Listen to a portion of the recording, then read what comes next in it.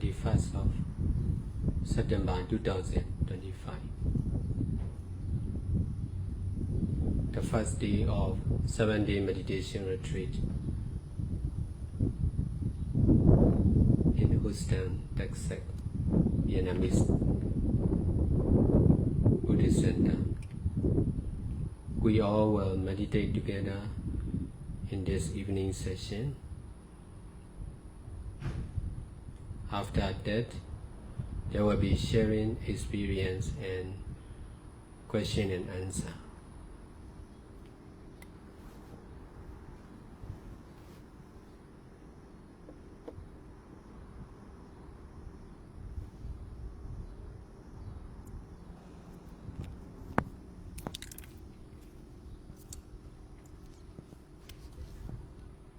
Ngày 21 tháng 9 năm 2025 là ngày đầu tiên trong khóa tu 7 ngày tại Houston, tiểu bang Texas, tại chùa Phật giáo Việt Nam. Chúng ta sẽ cùng nhau tọa thiền trong buổi chiều hôm nay. Sau đó sẽ là phần chia sẻ kinh nghiệm và hỏi đáp với Ngài Thiền Sư.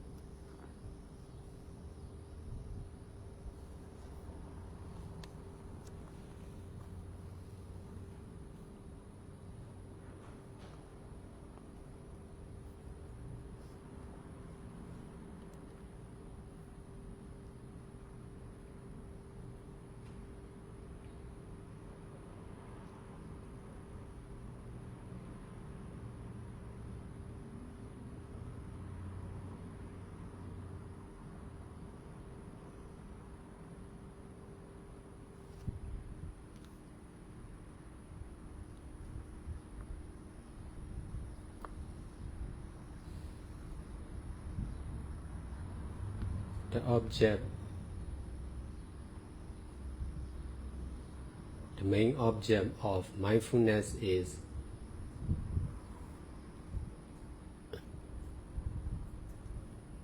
ourself or our body and mind, not the others.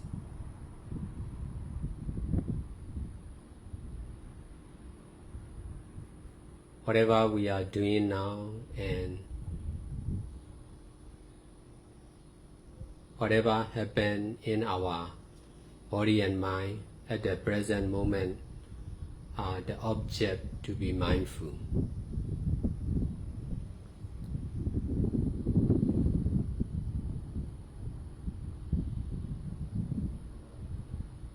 We can choose one of the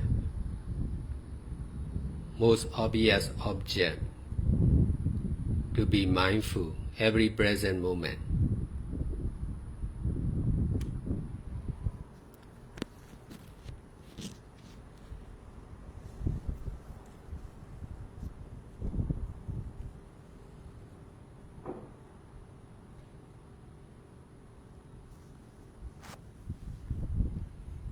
Đối tượng chính để giữ chánh niệm là chúng ta hoặc là thân và tâm của chúng ta, không phải là những người khác. Bất cứ điều gì chúng ta đang làm bây giờ và tại giây phút hiện tại nằm trên thân và tâm tại giây phút hiện tại. Và đây chính là đối tượng cần phải giữ chánh niệm. Chúng ta có thể chọn những đối tượng nổi trội tại giây phút hiện tại để giữ chánh niệm.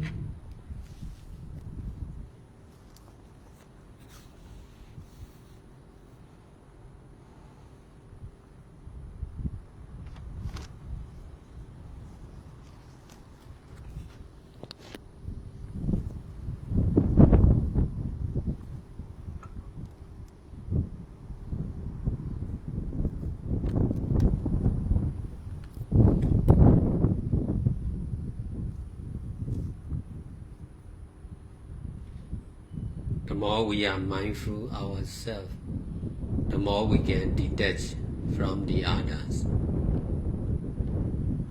The more we can detach from the others, the more we can be mindful ourselves. In this way, we can know more and more about ourselves.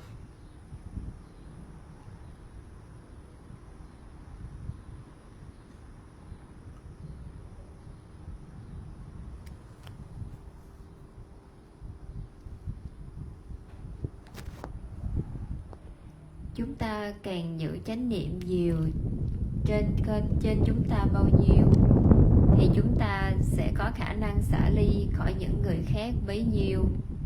Chúng ta càng có năng lực xả ly khỏi những người khác bao nhiêu thì chúng ta càng có thể giữ chánh niệm vào chính chúng ta bấy nhiêu. Và đây chính là cách thức để chúng ta có thể hiểu biết nhiều hơn về chính bản thân mình.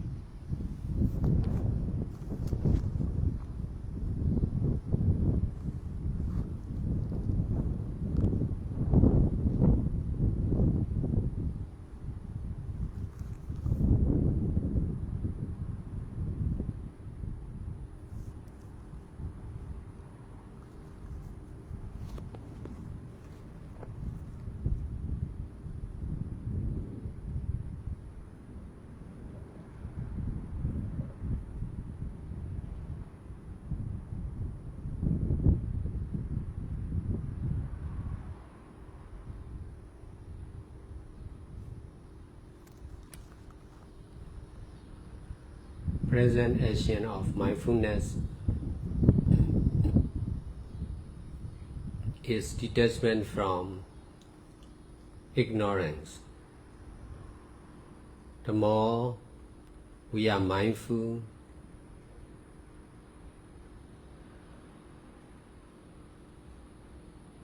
the more we can detach from ignorance. The more we can detach from ignorance, the more we can be mindful.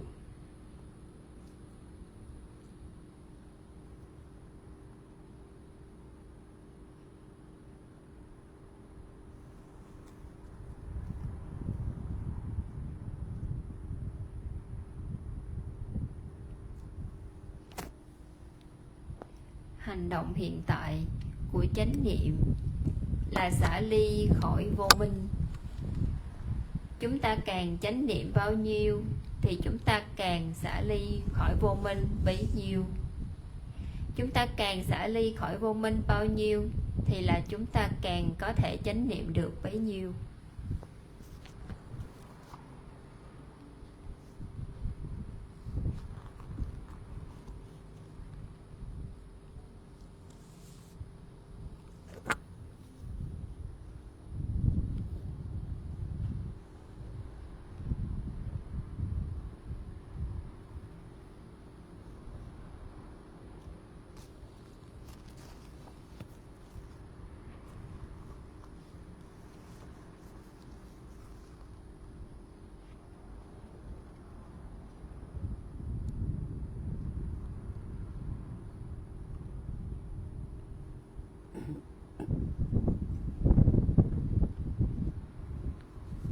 If there is ignorance, there will be attachment. If there is mindfulness, there will be detachment. Meditation is changing from ignorance and attachment to mindfulness and detachment.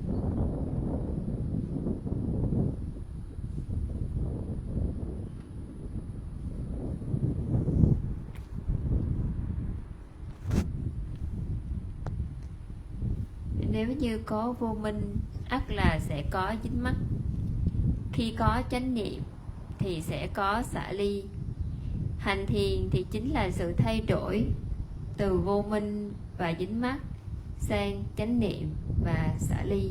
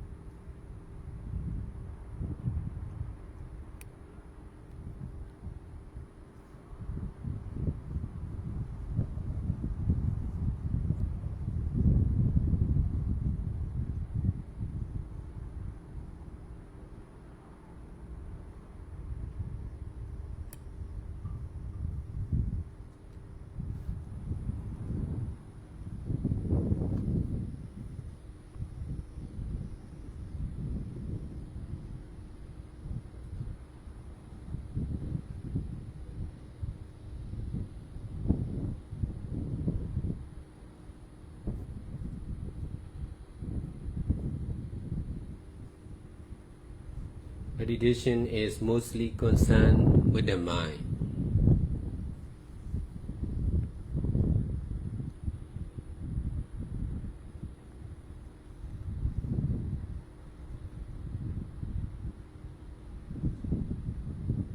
There is competition between ignorance and attachment, and mindfulness and detachment.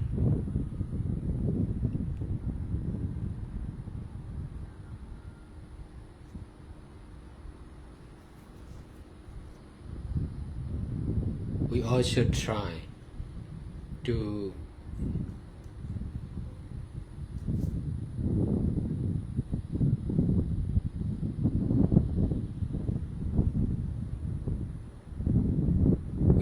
try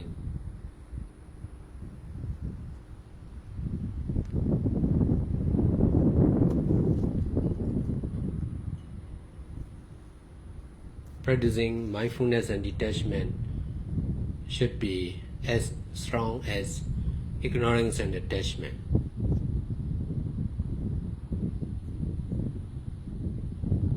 Every ignorance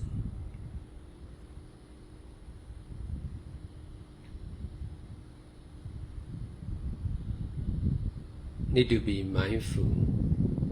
Every attachment need to detach.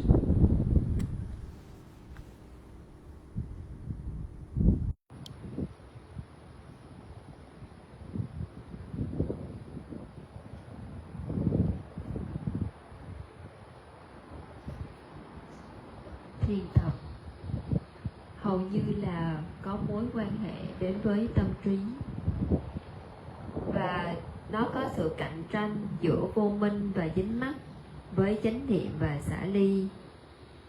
Tất cả chúng ta hãy cố gắng để thực hành thiền chánh niệm và xả ly nhiều như mà cái sự mạnh mẽ của vô minh và dính mắc.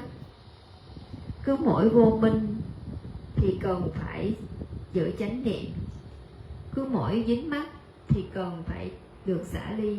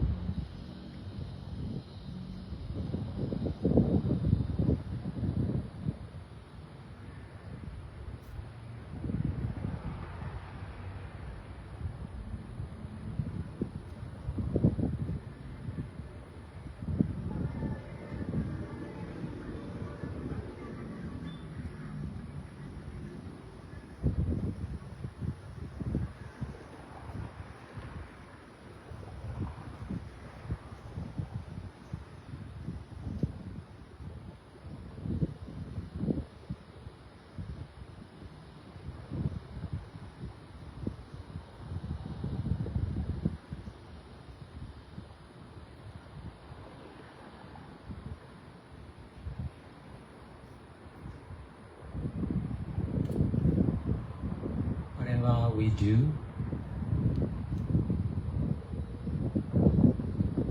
we used to do for oneself or someone or I.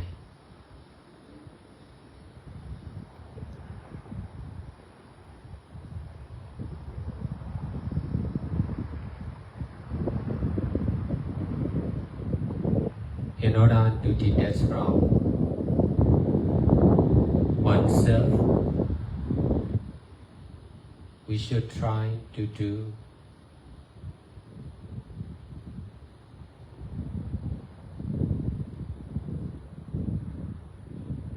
for everyone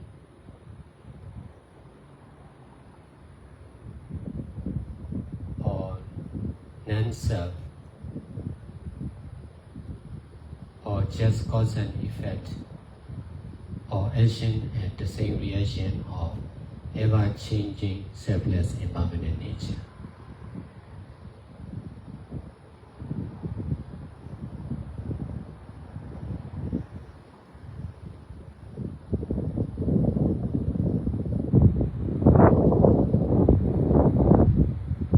Because of practicing like this,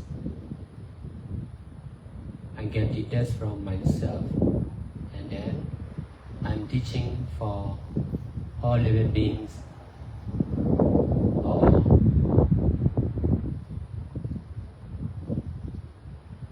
nothingness or selflessness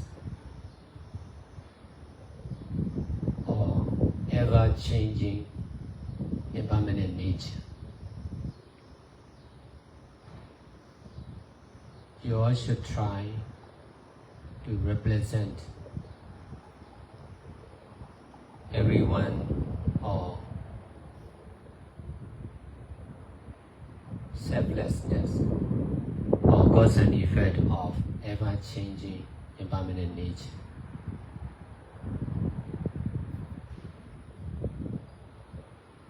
This practice is leading to be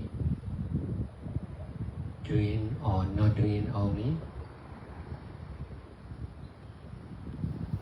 with detaching from self.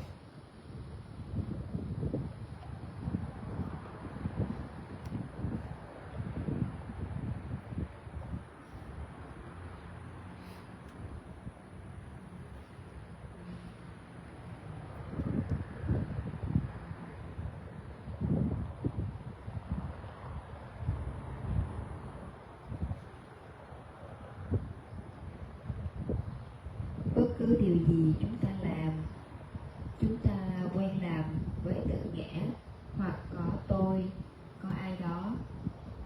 Để mà có thể xả ly khỏi tự ngã, chúng ta cần phải làm cho tất cả mọi người, cho vô ngã, cho nhân và quả của bản chất thay đổi vô thường.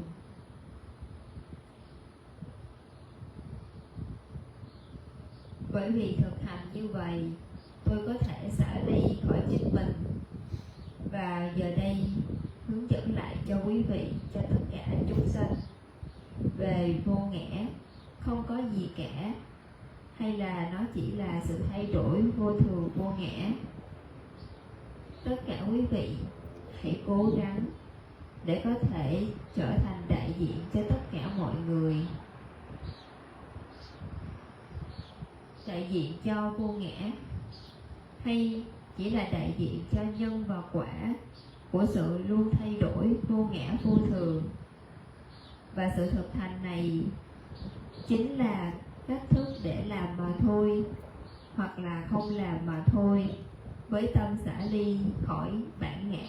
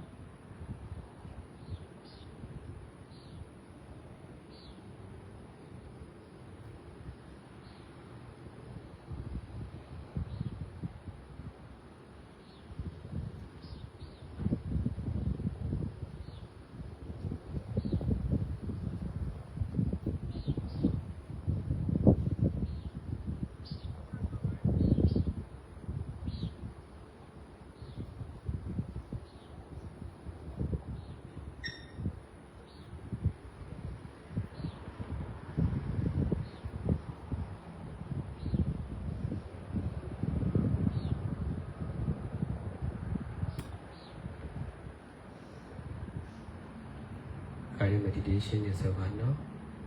You can share your experience or ask the question. Phần hướng dẫn thiền tập đã kết thúc. Quý vị có thể chia sẻ kinh nghiệm hoặc đặt câu hỏi với Ngài Thiền Sư.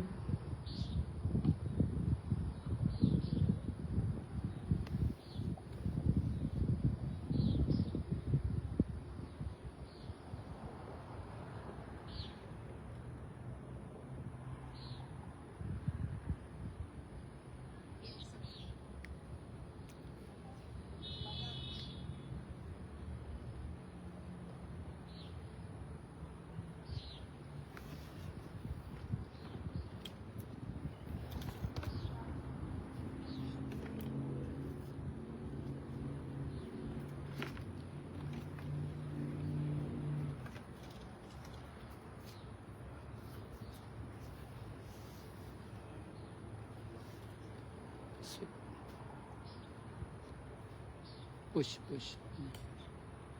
Hello. Dear teacher, dear Sangha, my name is Bao. Thank you for letting us do the retreat. My question for you would be, me, I'm a lay person, and I believe that the practice is meant for monastic, and a lot of aspect of it is meant to reach nirvana and to the other shore. But as a lay person that would like to live as a lay person life and have family and kids, what would be some advice that you would give to us or our friends and just people growing up?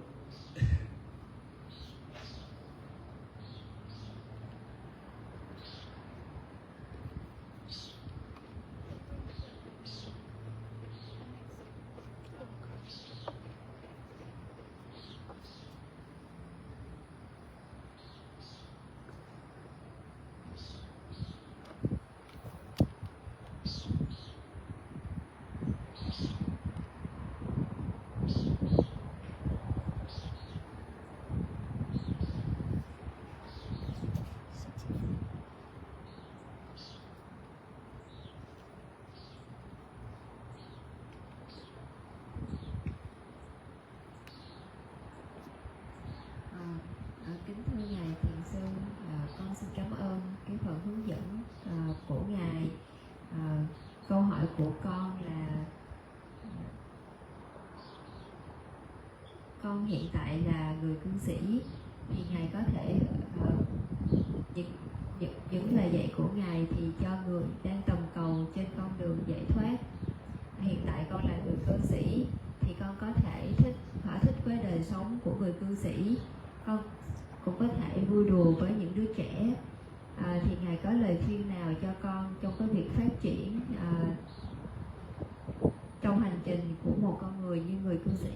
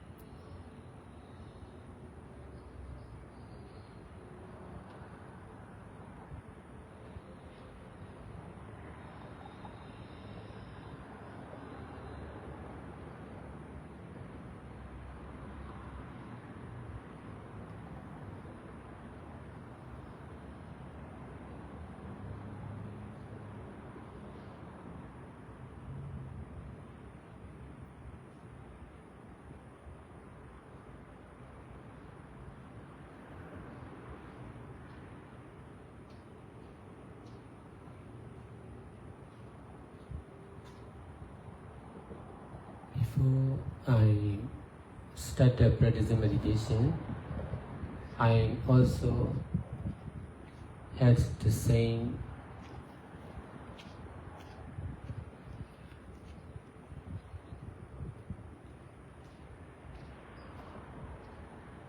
desire like you to be a good husband, to be a good father, to have a good family life.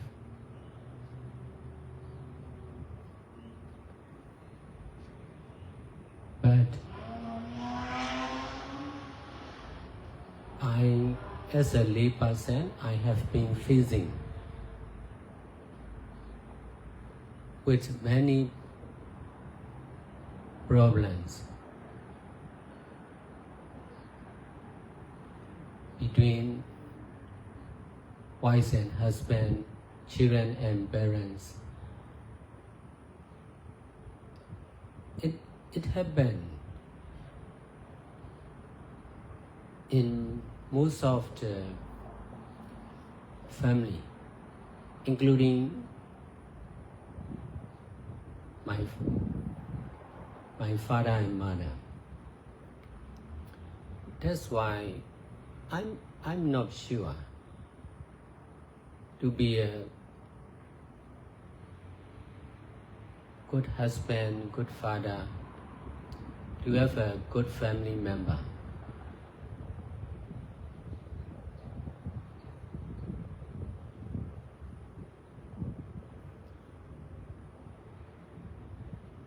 One of the fortune teller told me I was not fortunate in getting married.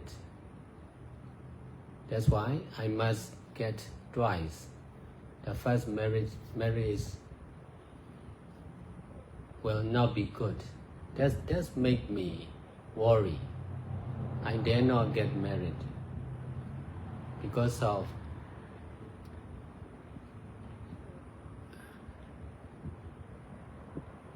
fear on bad relationships.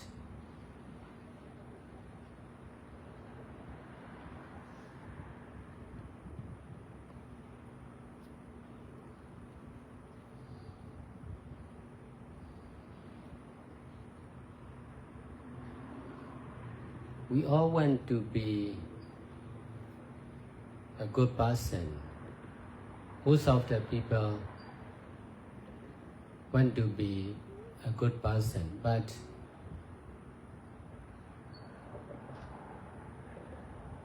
we can find a good person, especially in the movies, in the books, not much in the society.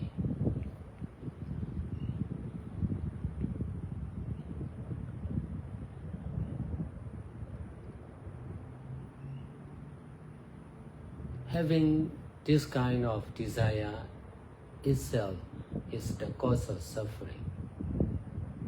The more we attach to be like this, there will be more suffering.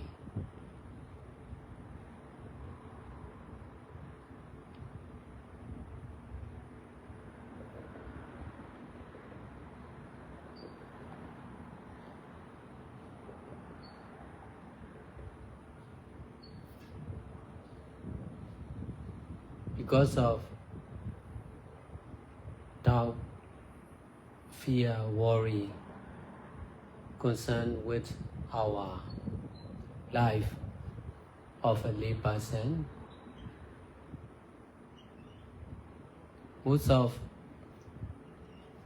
the living beings are facing with the problems.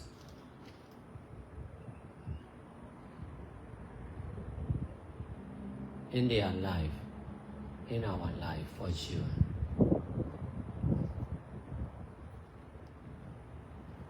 Only when I started practicing meditation,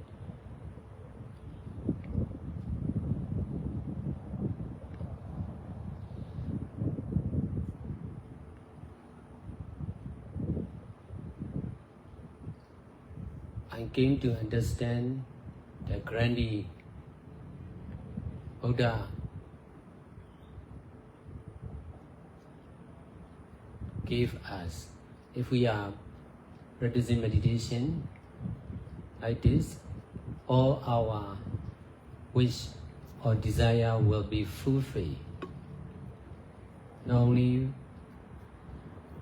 for getting enlightenment, but also for good health, long life,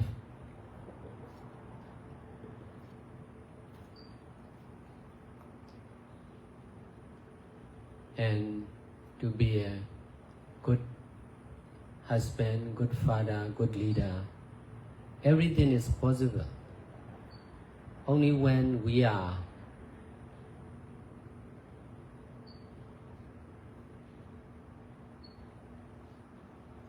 doing all kinds of good deeds, by keeping precept and practicing meditation like this.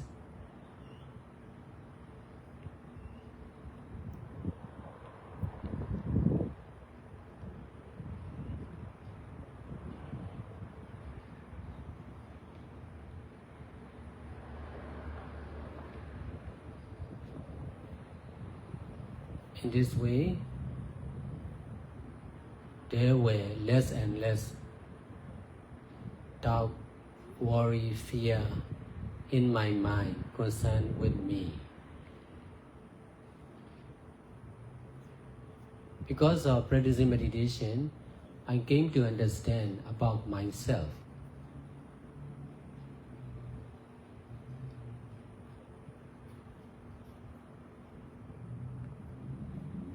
I have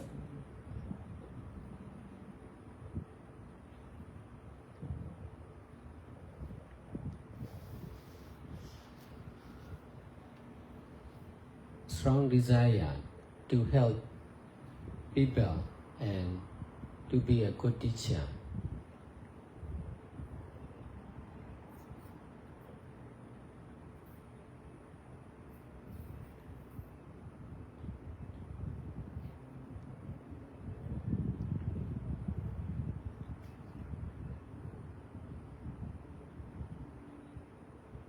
That's why I choose to be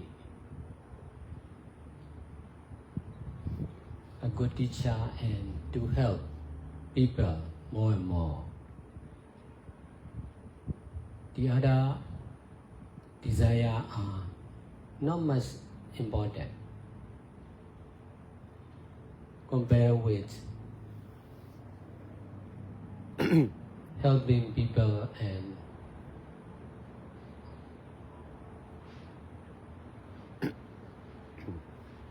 to be better teacher.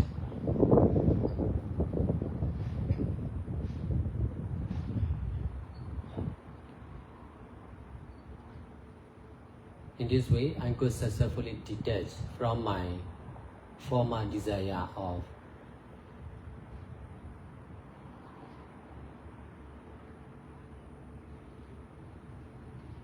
having a good family of my own.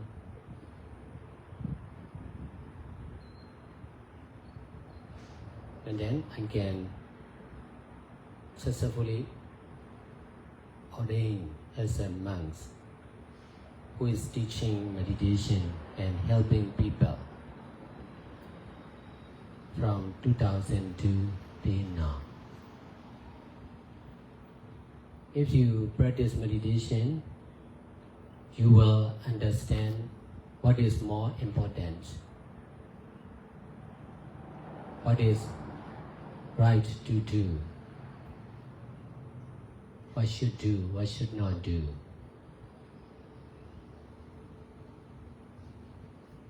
What should be, what should not be. The more you do good deeds,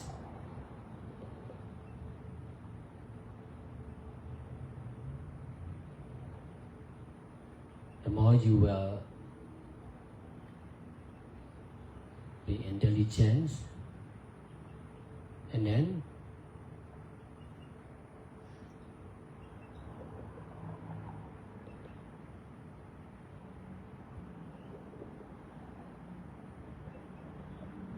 you can be what to when?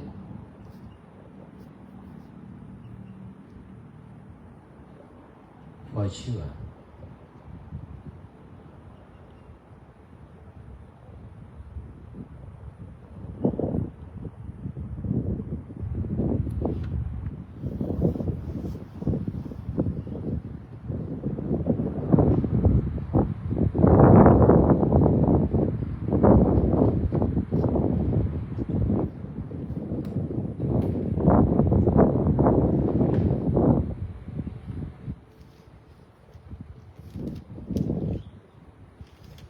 And everyone can share their experience also about his question.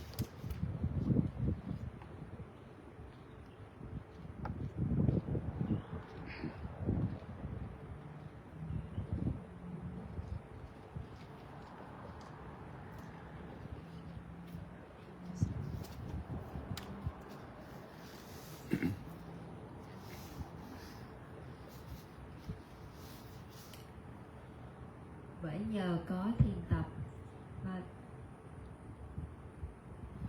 trước khi thực hành thiền tập thì tôi cũng có ước vọng giống như bạn, cũng muốn trở thành một người chồng tốt, cũng muốn trở thành một người cha lành, và tôi cũng muốn có một gia đình êm ấm tốt đẹp như vậy.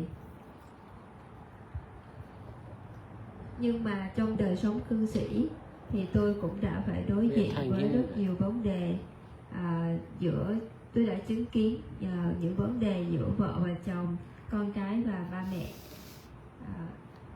Và như vậy thì hầu hết các gia đình, ngay cả trong gia đình của tôi, nó cũng giống như vậy. Gia đình của tôi thì có vấn đề giữa cha và mẹ.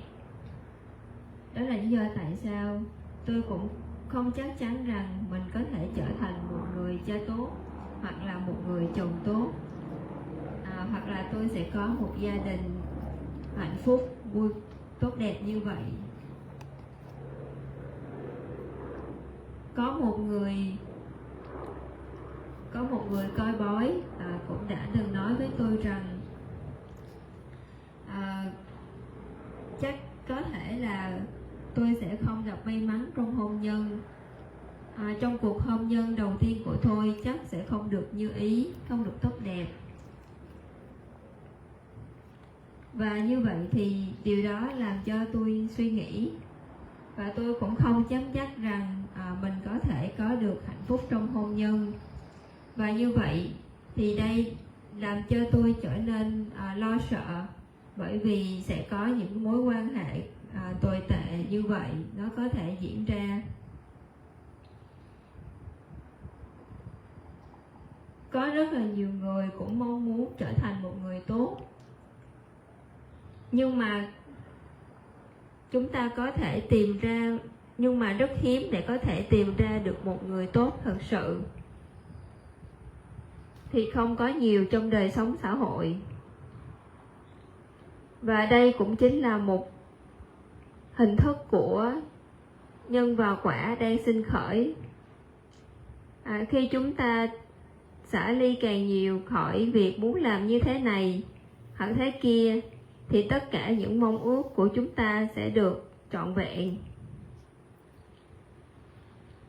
Và bởi vì có nghi ngờ, có sợ hãi, có lo lắng, và như vậy thì những vấn đề này nó liên quan đến đời sống của người cư sĩ.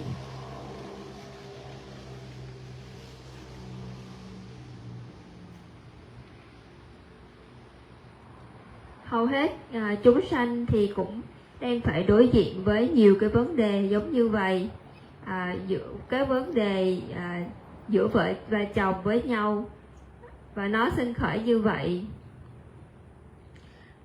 Khi tôi bắt đầu thực hành thiền thì tôi đã có thể hiểu ra rằng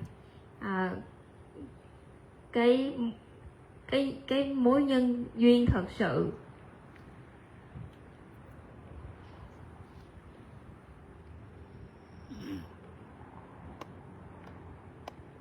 khi chúng ta thực hành thiền thì tất cả chúng ta đều sẽ hiểu rằng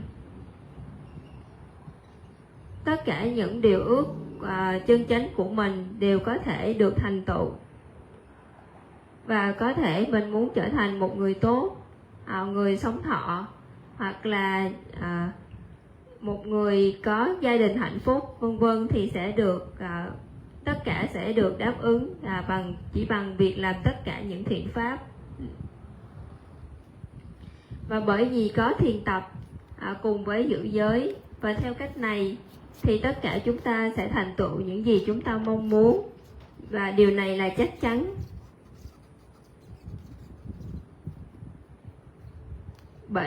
Bởi nhờ có thiền tập thì tôi cũng đã có thể trở thành một người tốt như tôi mong muốn. Bên cạnh đó thì tôi cũng có một khát vọng mạnh mẽ trong việc giúp đỡ mọi người. Đó là lý do tại sao tôi cũng có thể trở thành một người giáo viên giỏi, và bên cạnh đó cũng có thể giúp đỡ mọi người ngày càng được nhiều hơn. Và với ước vọng trở thành một giáo viên, chỉ ước vọng thôi thì cũng chưa đủ. Tôi đã lựa chọn để trở thành một người thiền sư, một người thầy tốt và ngày càng tốt hơn.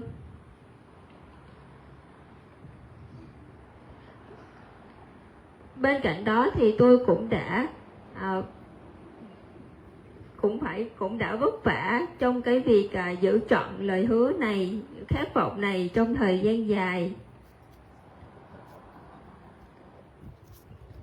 Nếu như trước đây tôi mong muốn trở thành có một gia đình tốt hoặc là một người chồng tốt, thì bây giờ tôi cũng có được mong muốn có thể trở thành một người thầy tốt. Và bên cạnh đó thì tôi cũng đã thành tựu trong việc xuất gia trở thành một người tu sĩ chính nhờ bởi thiền tập. Và từ đó thì tôi đã có thể hướng dẫn thiền tập từ năm 2004. Bởi vì nhờ có thiền tập cho nên tất cả những gì chúng ta mong muốn như trở thành một người tốt, hoặc là muốn làm điều này, muốn làm những điều đúng đắn, chúng ta sẽ biết chúng ta cần làm gì và không cần làm gì. Chúng ta biết chúng ta sẽ là ai và không sẽ là ai. Và khi chúng ta làm thật nhiều những việc thiện lành thì chúng ta cũng sẽ có được trí tuệ để có thể hiểu hơn về điều đó. Và như vậy thì tất cả những gì chúng ta mong muốn thì chắc chắn nó sẽ thành tựu. Bên cạnh đó thì quý hội chúng cũng có thể chia sẻ thêm góc nhìn của mình cho câu hỏi này.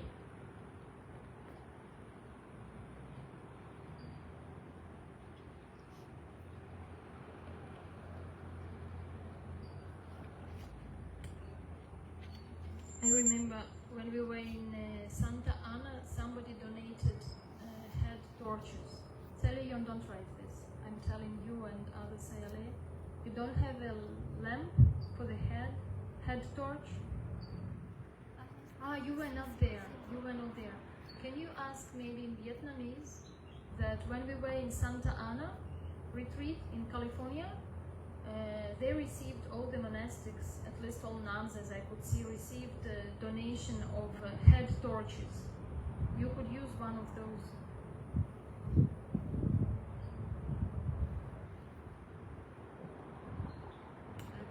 Catharina nói rằng là khi chúng ta có cái khóa tu ở Santa thì chúng ta đã có, đó là chúng ta nhận được cái sự cúng dường liên quan đến lại đèn để đeo đầu á, thì ai có thì có thể cho mượn.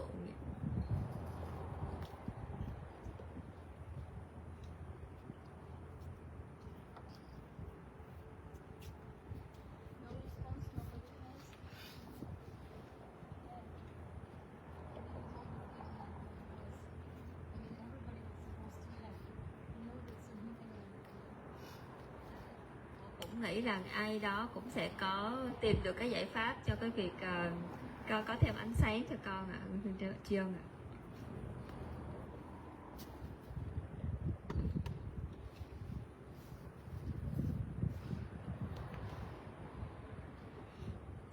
ạ. Hội chúng có vị nào chia sẻ góc nhìn của mình với câu hỏi hoặc là câu trả lời hồi nãy của thầy?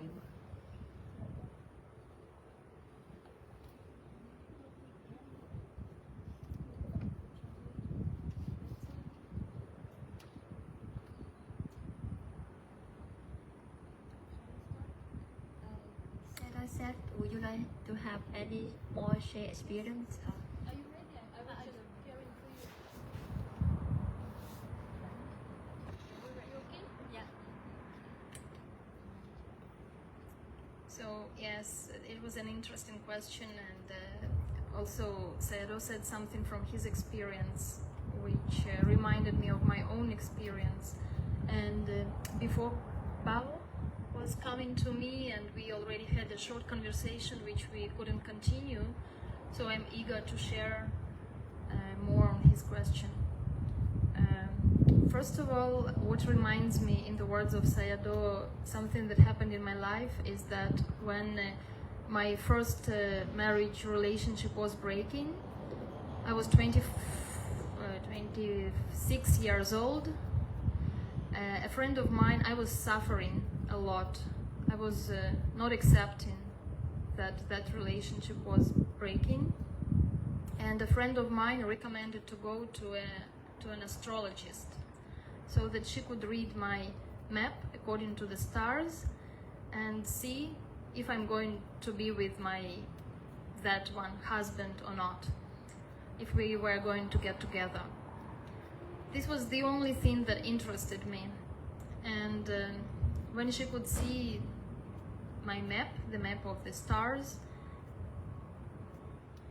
she didn't speak much about that marriage and that relationship as much as she was speaking about something special that she could see. She said that all my life actually, and all the relationships with men will never be for having happy family, for being a happy woman, but it will be only for some kind of transformation.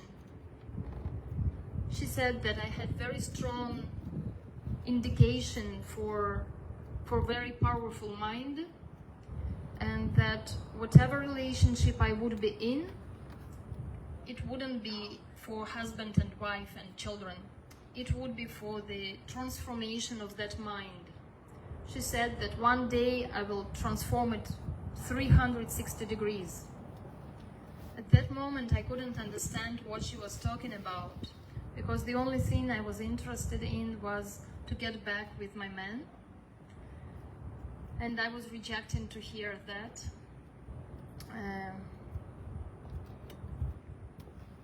And she said also that I shouldn't be kind of so much focused on the relationships, because this looks to be so small, while there is something much bigger that she could see. And this was connected to the, as she was saying, some strong mind and strong understanding. At that time I was telling her that I used to go to a psychologist to understand what was wrong in our couple, and I already faced my ego and faced some problems which were coming from my side, and I learned to change and to come forward in everything that depended on me. So to me it seemed that I already transformed a lot, and here she was talking about some other transformations. Now I understand, and now when I see really the relationships with men, I understand what she was talking about. And moreover, she also said that she could see something strange, that I would belong to some closed community, which she was thinking of like a prison or a hospital. She could see that this is a community like out of the society, community of people like with the same factor uniting them. So as she doesn't have experience of monastic life, she was thinking only of hospital or prison. But she was saying that this shouldn't be bad, this should be good for you. So she couldn't herself agree that it would be hospital or prison. but some kind of closed circle, closed community. Now I also understand that this relates to monastic life. So if we come back to the question of practice, that practice seems to bow to be mainly for monastics, I can tell from my experience that definitely it is not, because the practice is just a mental action. Any being, human being, can learn to pay attention to the mind and can learn about the mental action according to the teachings of Sayadaw. We don't have to shave our head and put on robes for that. And we can, if really we are interested in Dhamma, we can use our family and children as objects of discovering the behavior and the tendencies of our mind. And as I had an experience of temporary ordination, I know a little bit from that side. So after maybe a week or 2 weeks that I was ordained, I came to Sayadaw and I told him that I couldn't see the difference, that even before I could follow him and I could participate in different events where all monastics participated, and mainly at most places I could share the same meal, participate in, like sit at the same table, sometimes it was possible. So, and I could be listening to his teaching and meditating. I told that the robe was not changing anything, but Sayadaw told me that I needed to detach from that kind of understanding that I was a temporary nun. I needed to accept it at the present moment, that I was a nun at that moment, and look at myself from the truth of that moment. And listening to that, I tried to do in this way. And the next time of being a nun was really different. So it is all about the mind. It is about how we see ourselves. We can be a lay person, but we can have a mindset of a monastic person. We can be just more responsible for our mental, verbal, and physical actions, like the monastics are or should be. So we can take precepts more seriously, because we know that if we keep precepts, our mind is more calm and there is no worry, no fear. It depends really on our own view, which we can change just in a moment, just by our own determination. And I think, Pao, because you asked this question, although you say you want to be a lay person and have a family, but because you're asking this question, I think you do have some idea about monastic life for yourself, although you're rejecting it, saying that this is not what interests you, but you are thinking about that. You are comparing your life to that and your interests. There are many people who are lay people and they practice, but they never come up with this question. Since this question appears in your mind, I guess there is some attachment to being a monk, maybe.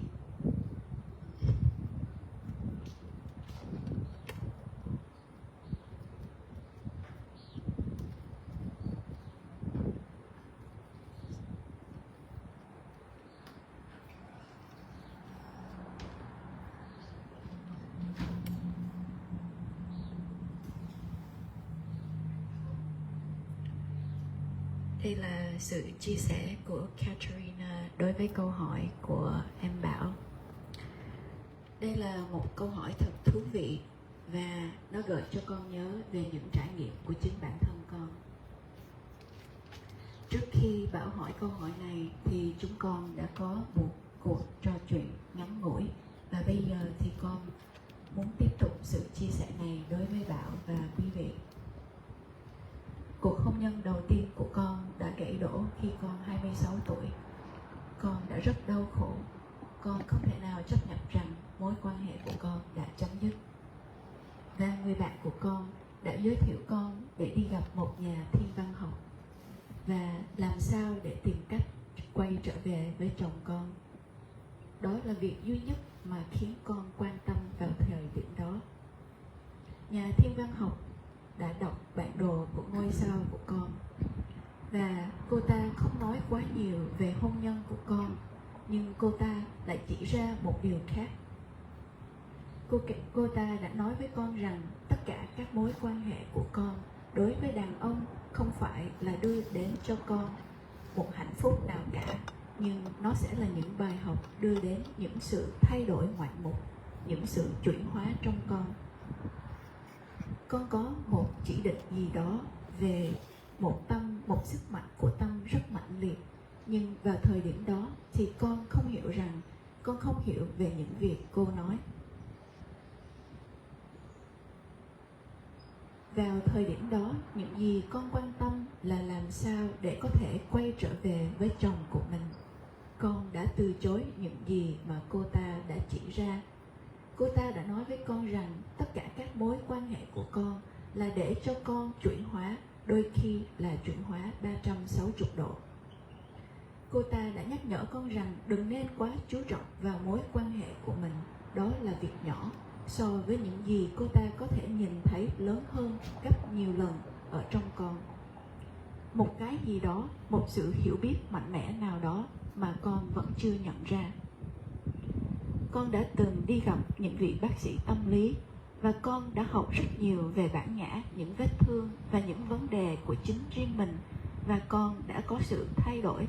Con tưởng rằng con đã chuyển hóa rất nhiều, nhưng cô ta nói rằng con còn rất nhiều chuyển hóa ở tương lai. Và bây giờ con có thể thấy và hiểu những gì cô ta nói. Cô ta đã thấy một điều gì rất lạ, là con thuộc về một cộng đồng nào đó, một cộng đồng rất thân thiết với nhau. Nhưng vì cô ta không hiểu về một cộng đồng của tăng đoàn, nên cô ta nghĩ rằng đó có thể là một bệnh viện hoặc là một ngục tù. Nhưng cô ta nói rằng con sẽ ở gần một cộng đồng nào đó rất tốt. Những cộng đồng không phải là nằm trong xã hội này, nhưng những cộng đồng này là một điều tốt và một điều tích cực, không phải là điều xấu. Quay trở lại câu hỏi về việc làm sao để thực tập của Bảo trong một đời sống của một người cư sĩ.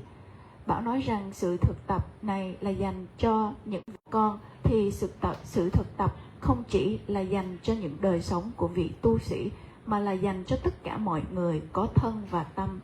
Vì một con người luôn luôn có hành động của tâm. Bất kỳ người nào cũng có thể học để quan sát tâm của mình, có thể học hỏi về hành động của tâm. Chúng ta không cần phải cạo đầu và chúng ta không cần phải chấp y. Chúng ta chỉ cần hay biết và học về hành động của tâm của chúng ta mà thôi. Chúng ta có thể sử dụng gia đình và con cái của chúng ta là đề mục để chúng ta phát hiện ra những hoạt động và những thói quen của tâm. Và sau đó con đã nghe về việc xuất gia gieo duyên. Con đã từng xuất gia gieo duyên tạm thời trong 2 tuần. Và sau đó con phát hiện rằng con không thấy sự khác nhau nào cả giữa đời sống của một người tu nữ và đời sống của một người cư sĩ. Con vẫn làm việc như bình thường, con vẫn có thể nghe Ngài Thiền Sư dạy và con vẫn có thể hành thiền, không có sự khác nhau nào cả. Nhưng con đến và trình với Ngài Thiền Sư, Ngài đã nói với con rằng con hãy xả ly khỏi sự hiểu biết rằng con chỉ là người xuất gia gieo duyên. Con phải nhìn bản thân mình là một người ni thật sự, một người ni đúng đắn trong thời điểm đó. Và con đã cố gắng để suy nghĩ và sống như vậy. con đã trở thành một người ni thật sự trong tâm của con. Và như vậy, mọi việc đã trở nên khác đi. Tất cả mọi việc là về liên quan đến tâm. Con có thể là một cư sĩ, nhưng con cũng có thể có tâm của một người tu nữ. Và con có thể trở nên có trách nhiệm hơn với những hành động của tâm của con, giống như là những vị tu sĩ. Những vị tu sĩ thì giữ giới một cách nghiêm túc, cho nên tâm của họ được trở nên ổn định và rõ ràng. Và như vậy, tất cả mọi việc cũng chỉ là do cái nhìn của chúng ta mà thôi. Chúng ta có thể thay đổi chỉ trong phút chốc nếu như chúng ta có quyết tâm. Con nghĩ rằng Bảo đã nói rằng Bảo từng muốn có một gia đình, nhưng khi Bảo đã hỏi câu hỏi này thì suy nghĩ về một đời sống của một vị tu sĩ đã xuất hiện trong tâm của Bảo. Hiện tại bây giờ Bảo đang từ chối đời sống của một người tu sĩ là vì, nhưng thật ra Bảo cũng đang có sự so sánh giữa hai đời sống của một vị tu sĩ và một đời sống của một người cư sĩ. Vì câu hỏi này đã hiện ra trong tâm, nên chắc chắn rằng đã có sự dính mắc nào trong tâm của Bảo về việc mong muốn trở thành một vị tăng.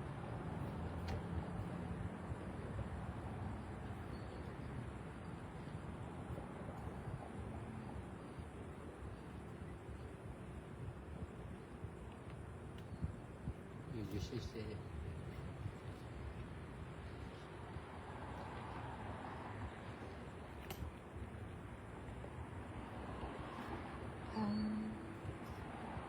So I will share a little bit.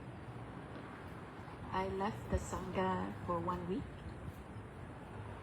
I will speak briefly in English and then I will translate to Vietnamese. I left the Sangha for 1 week to go back home. When I went back home, I had to face with many activities of a lay person's life. But most of all, I was forced to face with the wounds that I have been trying to heal for many years. And at that time, I was not seeing my wounds, but I was seeing my attachment to the event, the attachment to the person, and the attachment to my ego. And that's why I felt so wounded.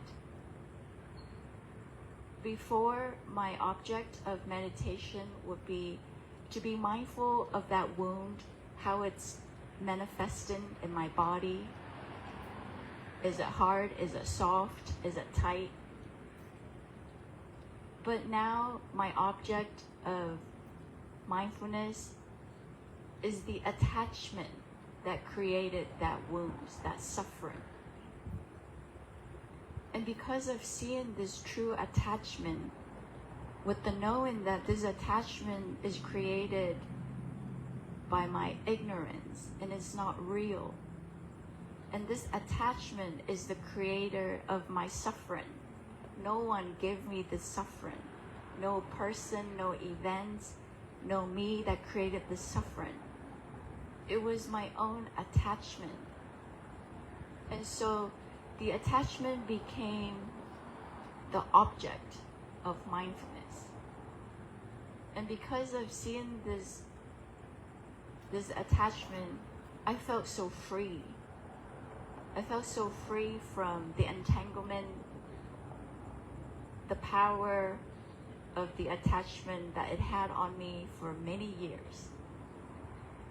And I think if it was not because of the many merits, the many good deeds that I have been accumulating for the past months by conducting meditation retreat, by participating in meditation retreat, I don't think I will ever be able to see that, to understand that.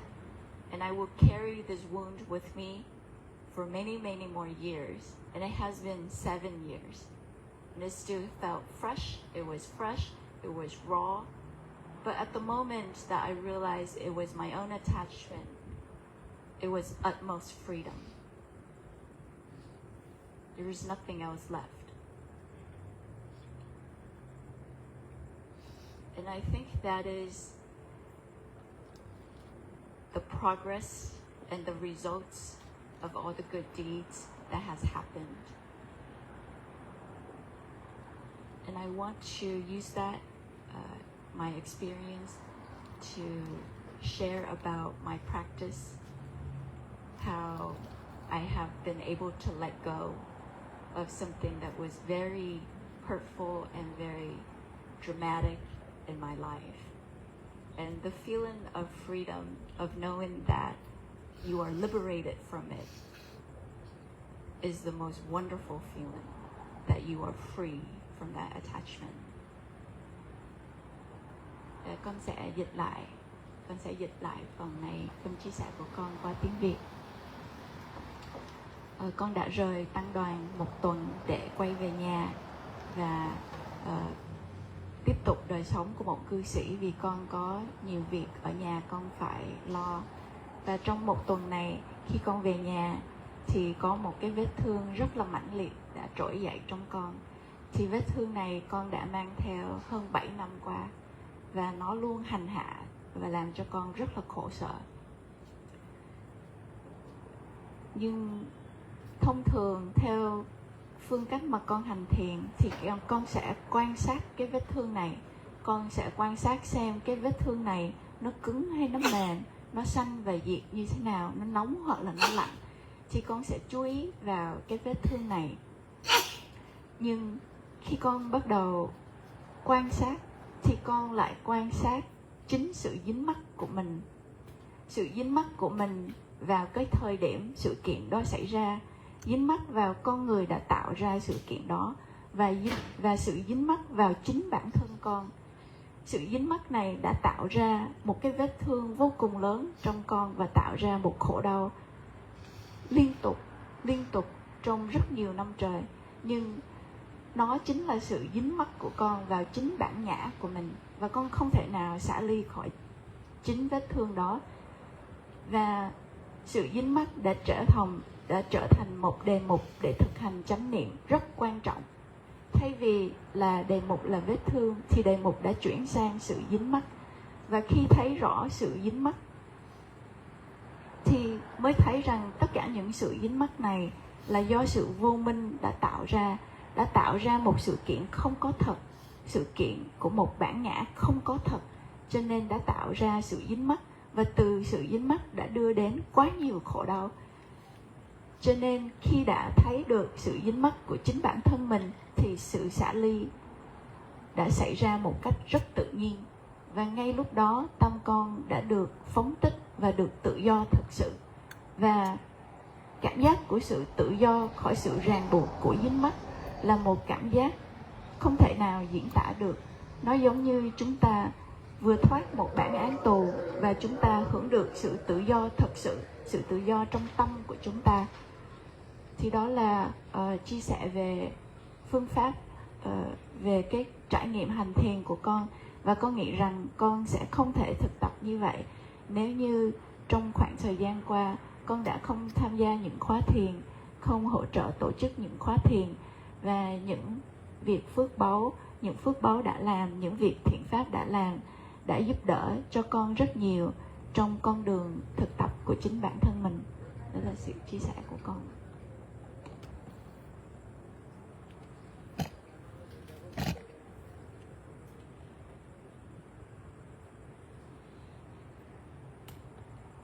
We have a lot of new yogis here that we have short conversations during lunch. So if you would like, you should continue this conversation so that everyone can learn. Ở đây có rất nhiều vị thiền sinh mới đã có những buổi chia sẻ nhỏ với nhau sau giờ trưa hôm nay. Thì quý vị có thể chia sẻ trước đại chúng để chúng ta có thể cùng học hỏi với nhau, và chúng ta cũng có thể học từ những kinh nghiệm của người khác và những câu hỏi của người khác.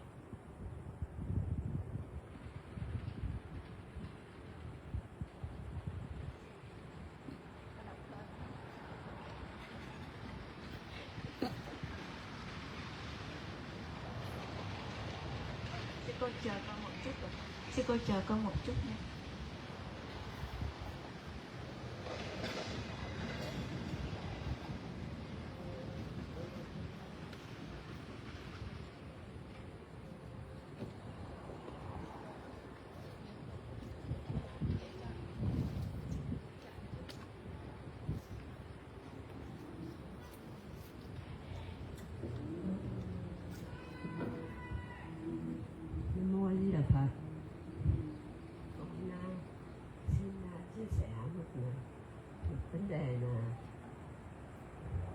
lời Phật dạy ạ, là khi mà một người giác ngộ là một cư sĩ, thì nếu mà chứng quả A-la-hán thì là phải xuất gia ngay. Đấy là lời Phật dạy. Nếu mà không xuất gia thì người ấy sẽ bị chết. Đấy là con nhớ lại. Và con nhớ câu pháp cú Phật dạy là ý dẫn đầu các pháp, ý làm chủ ý tạo. Nếu với ý ô nhiễm, nói nên hay hành động, khổ não bước theo sau như xe theo chân vật kéo. Ý dẫn đầu các pháp, ý làm chủ ý tạo. Nếu mới ý thanh tịnh, nói nên hay hành động, an lạc bước theo sau như bóng không rời hình. Đấy là lời kinh pháp cú của lời Phật dạy, là con nhớ như vậy. Và Ngài cũng dạy là tất cả chúng sinh không phải là tu sĩ hay cư sĩ, nhưng mà nếu mà làm việc ác thì phải gieo nhân ác, thì phải gặp quả ác. Như là ta đi với nghiệp của ta, dù cho tốt xấu tự ta tạo thành, theo ta như bóng theo hình, ta thọ quả báo phân minh tỏ tường. A Di Đà Phật.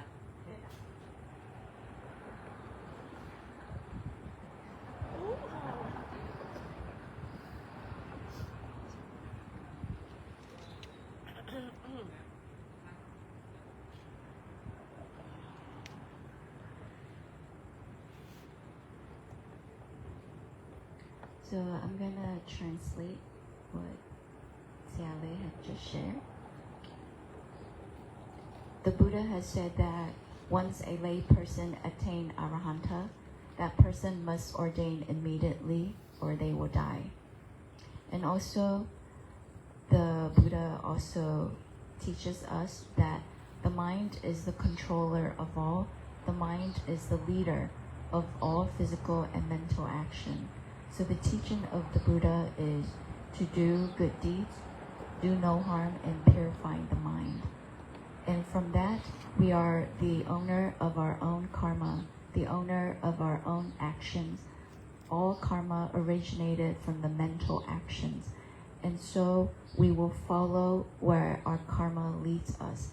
That's why it is important to be in control of the mind, which is the leader of where the karma will direct us.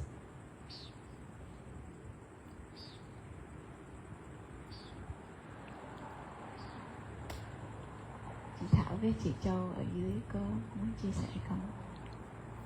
So I know that the mother came from Arizona, right? Referred by a friend from the previous retreat. So you can share why you are here, why you decided to come. Chị Châu là có một người bạn giới thiệu để cho hai mẹ con đến khóa thiền này, và hai mẹ con đã đến từ Arizona. Thì chị có thể chia sẻ rằng lý do vì sao chị quyết định tham gia khóa thiền này, và chị cảm nhận những lời của Ngài Thiền Sư hướng dẫn là như thế nào.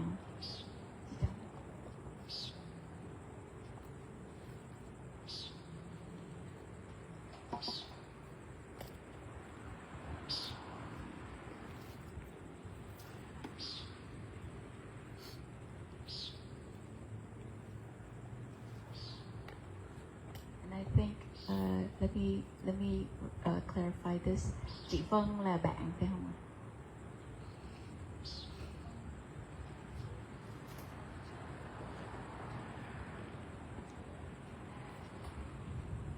Dạ, chị Vân là thực tập chung trong nhóm trong tăng thân Nụ Hồng.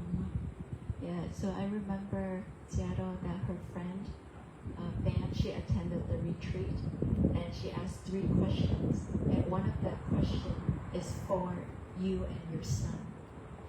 And so the friend said that it is better that they come and ask themselves so that they are here. So I remember that. Con nhớ là trong cái khóa thiền chị Vân là có hỏi 3 câu hỏi, và một trong 3 câu hỏi đó là một câu hỏi hỏi dùm cho hai mẹ con.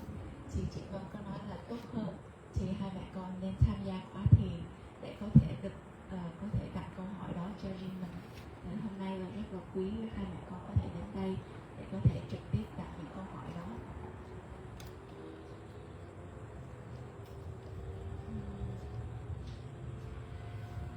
Cái cơ duyên mà con đến với lại cái có tiền của ngài là do là con có rất nhiều cái sự lo sợ ở trong lòng.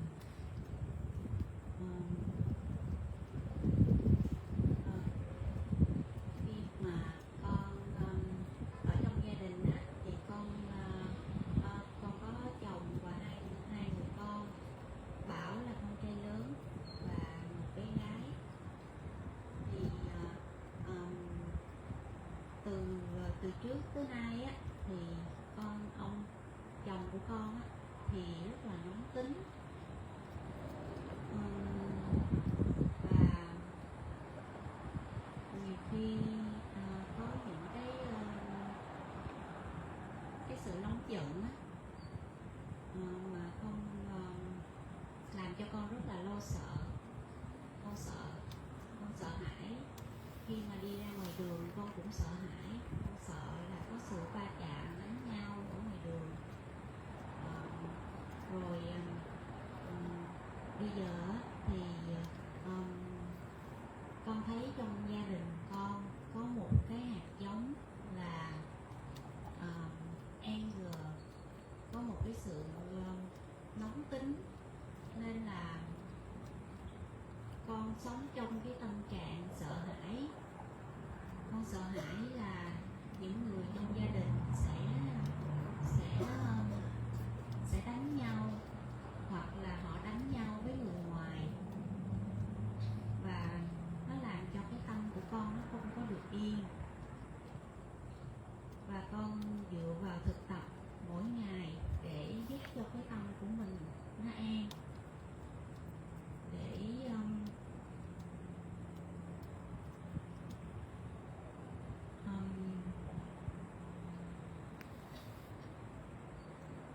mà cái sự sợ hãi của con á, là con biết đó là do là cái sự tưởng tượng. Nhiều khi cái suy nghĩ của mình á, mình lo lắng quá nhiều, nhưng mà bởi vì là những người thân của mình, là chồng, là con của mình á, nên là cái mỗi cái hoạt động trong gia đình mỗi ngày nó đều có một cái sự va chạm với nhau, và con lúc nào con cũng sống trong cái sự sợ hãi hết.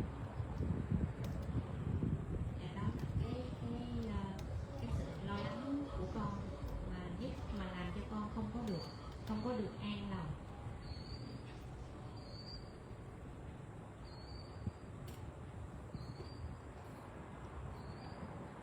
So I came to this retreat because I had a lot of fear in my mind.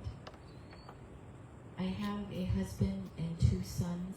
I have a husband, one older son is Bao, and one daughter. My husband has very hot temper. His anger has created a lot of fear in me.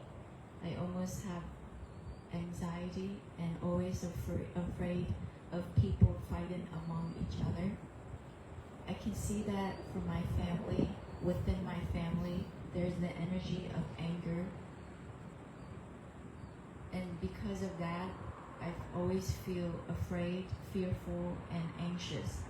I fear that even if I go outside, people will fight with each other, or they will fight within my family.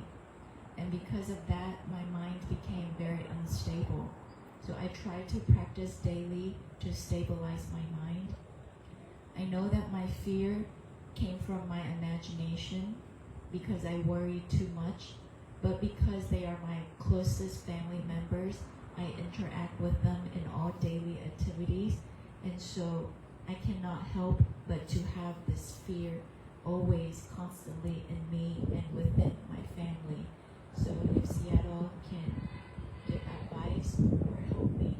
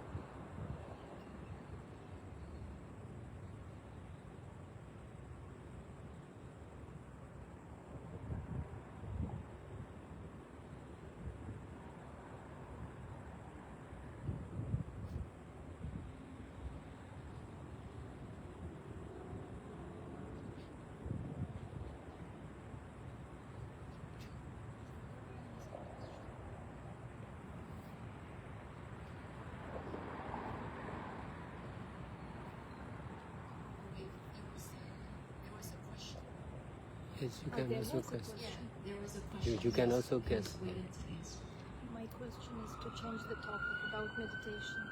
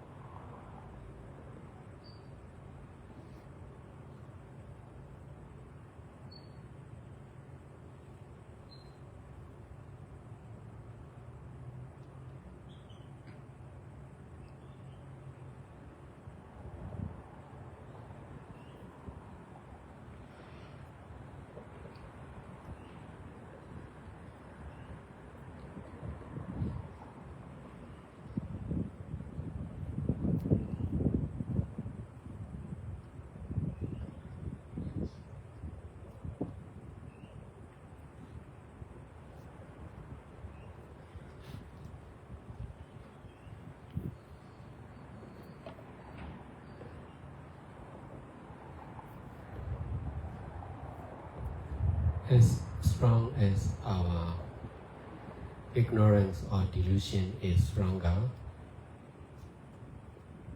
our own greed and anger will also be stronger.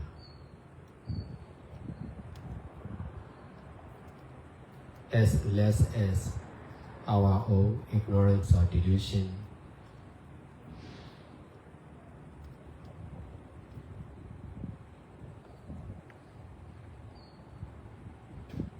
become, our greed and anger, our own greed and anger will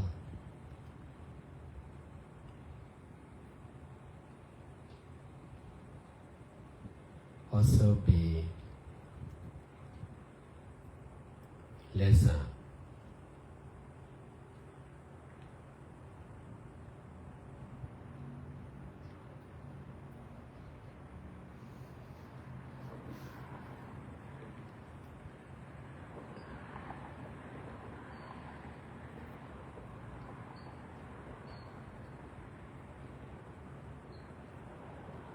Ignorance is not knowing about ever-changing, selfless, impermanent nature.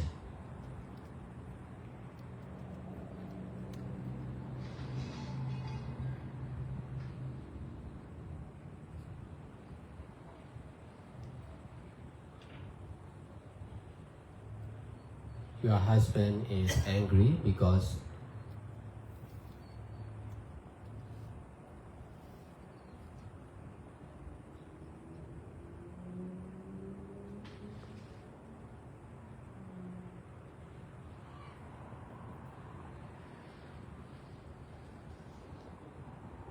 of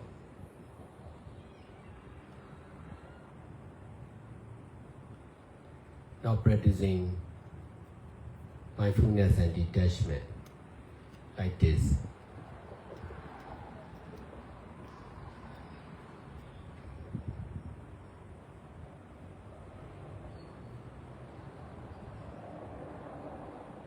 Stronger ignorance is the cause of stronger anger in both of you and your husband.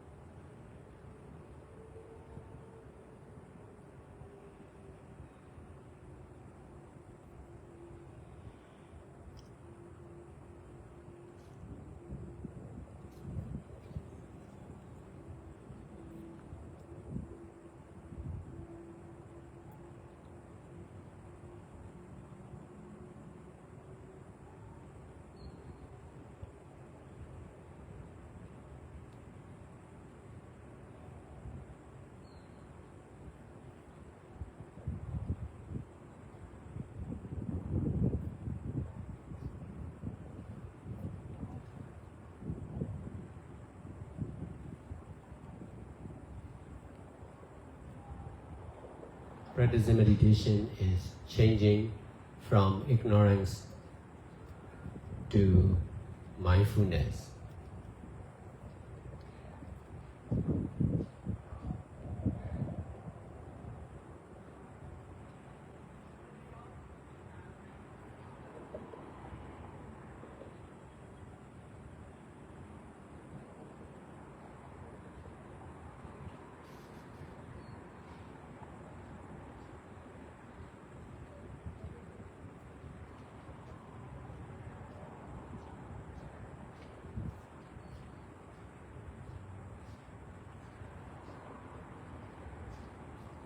Greed will also change to loving kindness.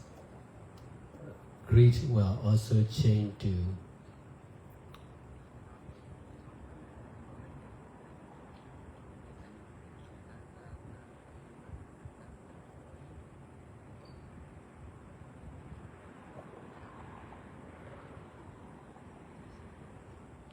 not wanting or having less and less desire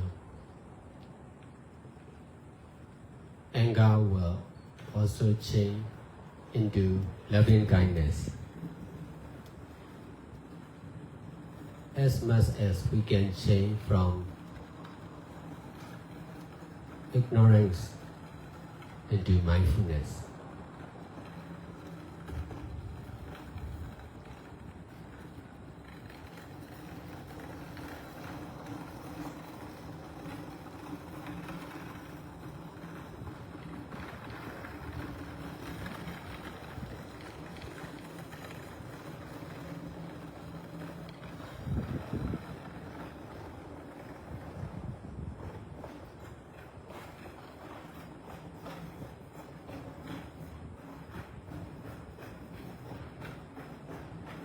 My father was also a person of anger. Before I started practicing meditation, I could not endure his anger. That's why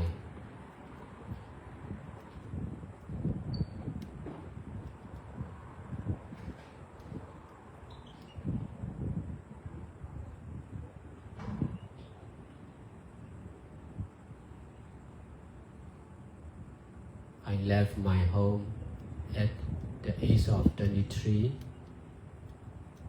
and then I started to rely only on myself instead of relying on my parents.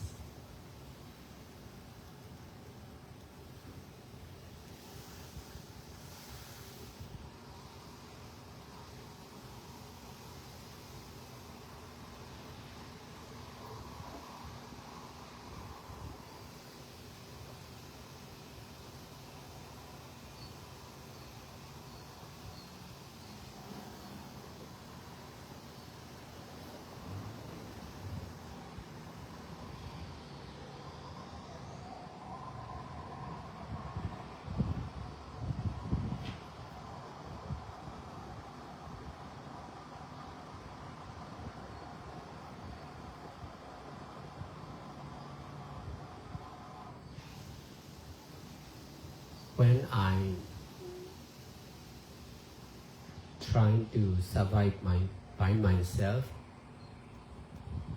I face with the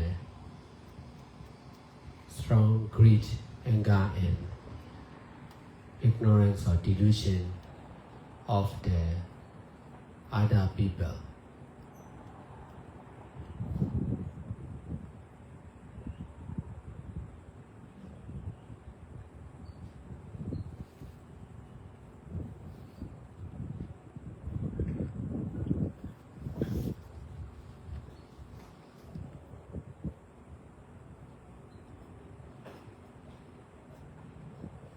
Although I became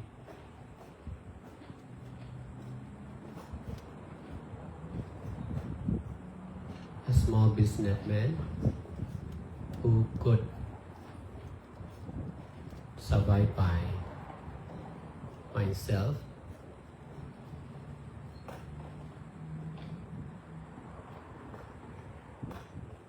I was not free from the danger of greed, anger, and delusion.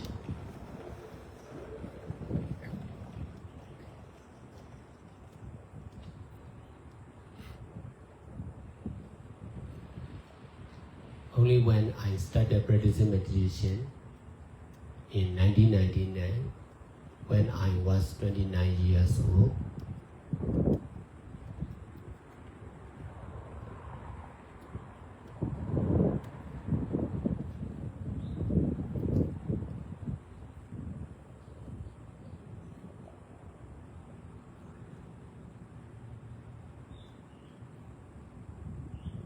I found a way to change from my own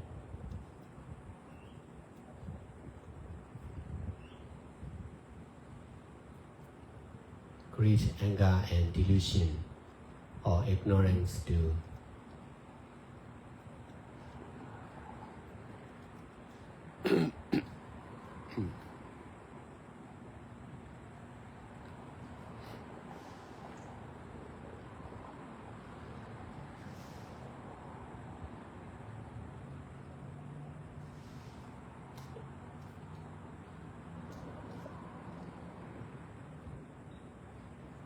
less desire or wanting,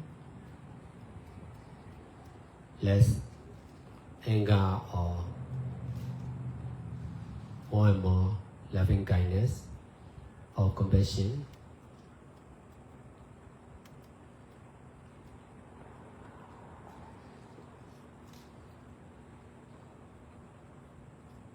And less ignorance or more and more stronger power of mindfulness.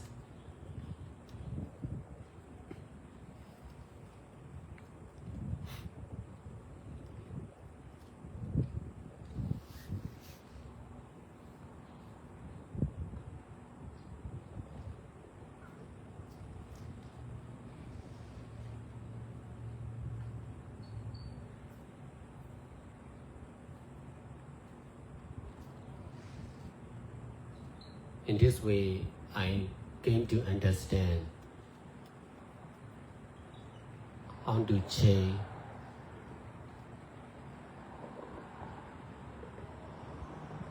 from anger to compassion or loving kindness. In this way,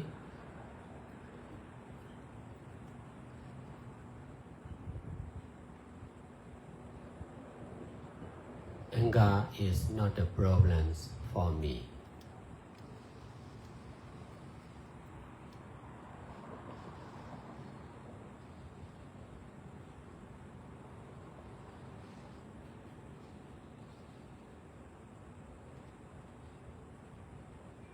I can allow anyone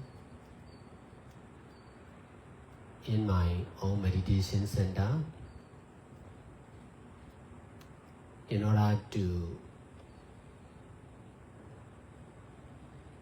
teach them how to change from their own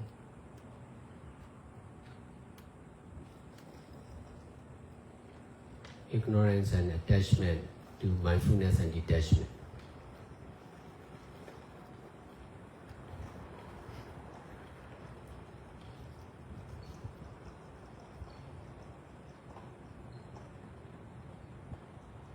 If you are doing good deeds like this together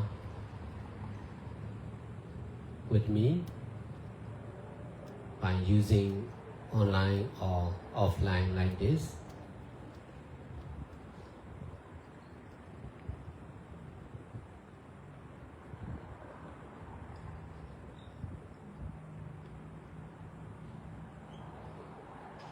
you will also be able to change from your own anger to loving kindness or compassion.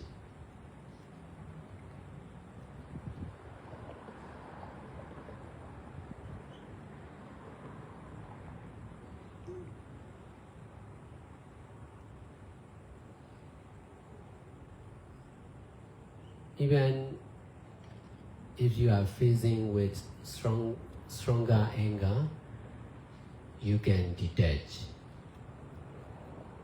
If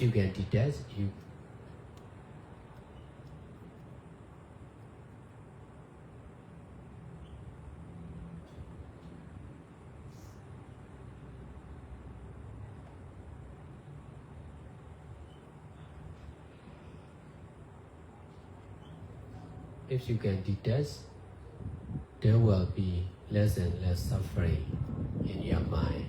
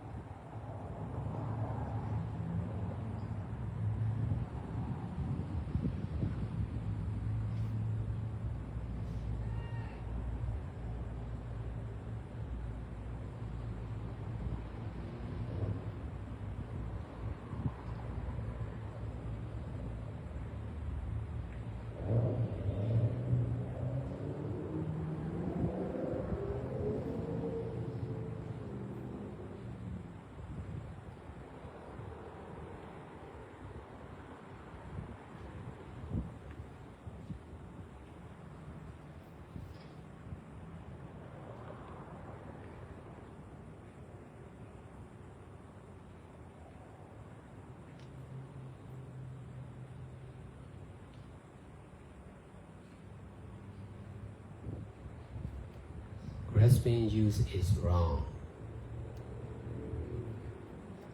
Because of grasping anger as something bad, we all are suffering from anger. Using only is right. If we are dealing anger of anyone with the knowing of ever-changing, selfless, impermanent nature,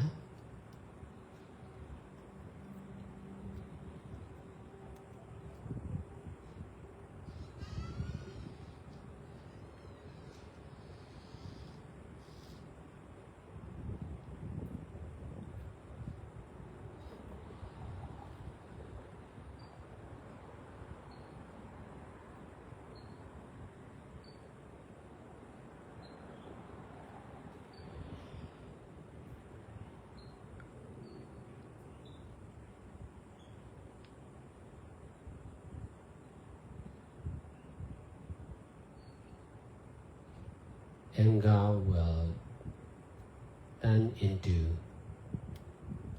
loving kindness or compassion, for sure.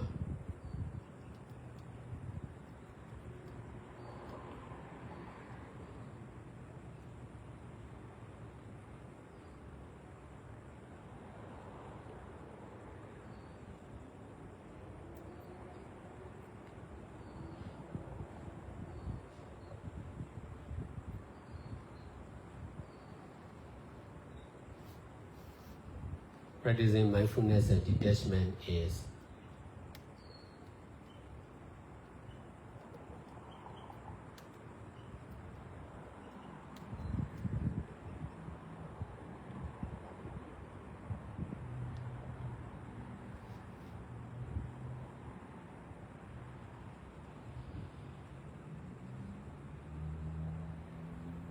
the most useful converter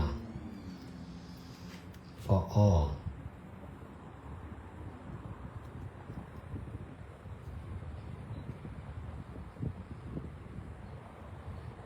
Because of not practicing mindfulness and detachment continuously and seriously, your husband, you yourself, and your children are suffering from anger, worry and fear. No one is free from the danger of anger.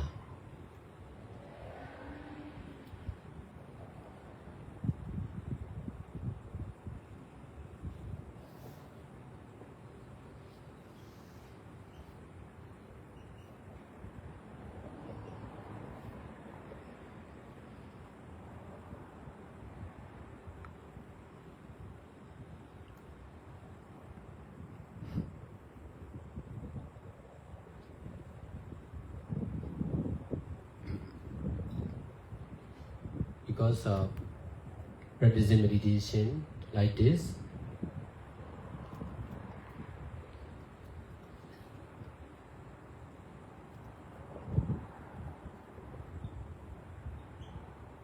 you also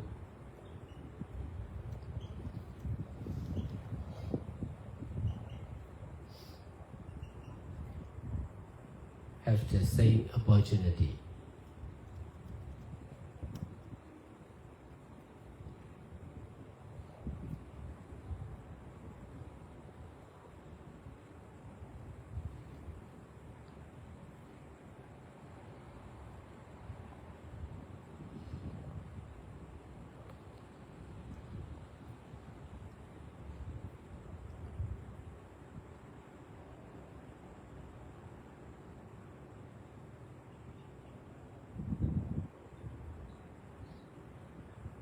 To use the anger in the right way of using only.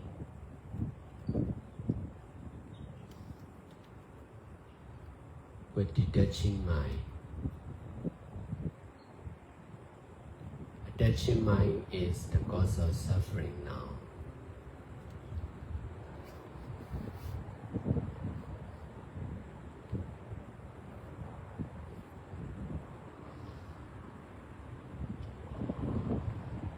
Knowing ever-changing, selfless, impermanent nature is detaching mind.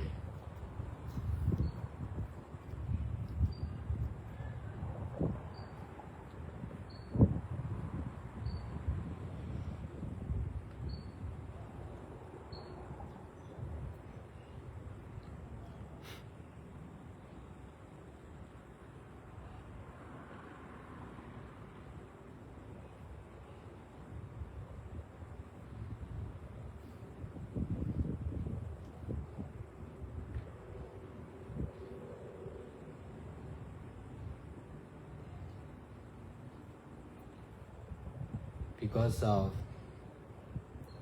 not practicing meditation,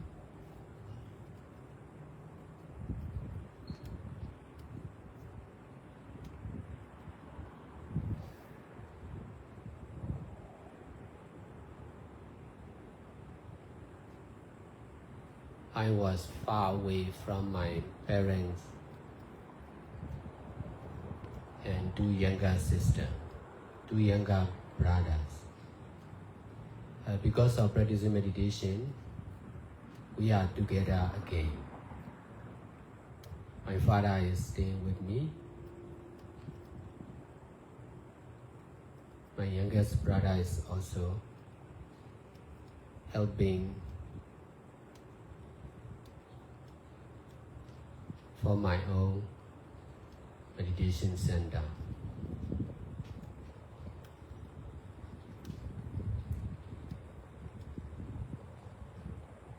Especially in US.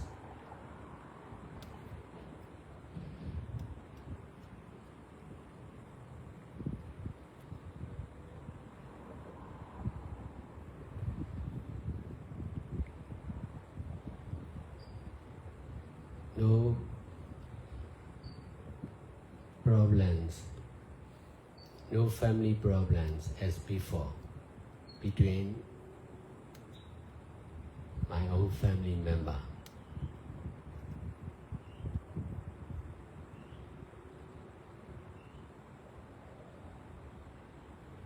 In the past, before I practicing meditation,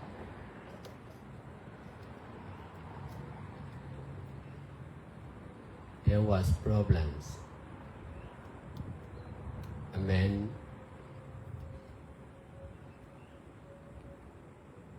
my parents and 3 sons. I'm the oldest one.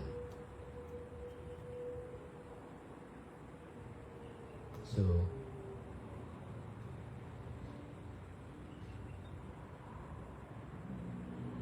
practicing meditation by doing all kinds of good deeds can solve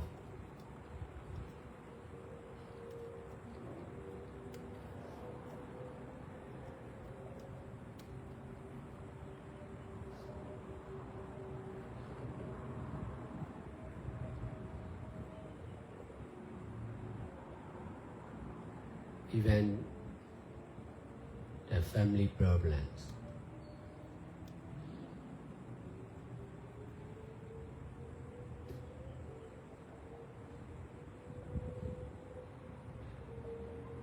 You just need to continue doing good deeds like this, and then there will be less and less attachment.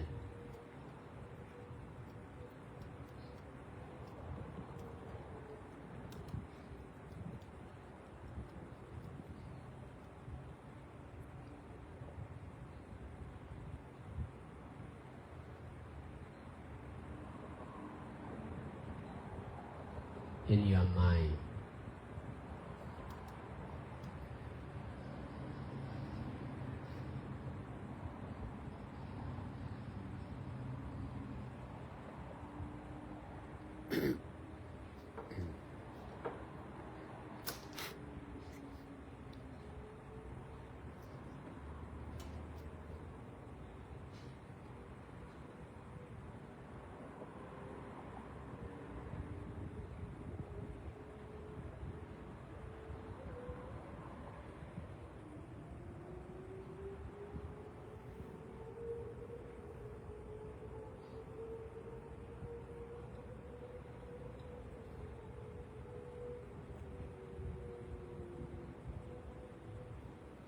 the family problems will be solved more and more as much as we can reduce our own attachment.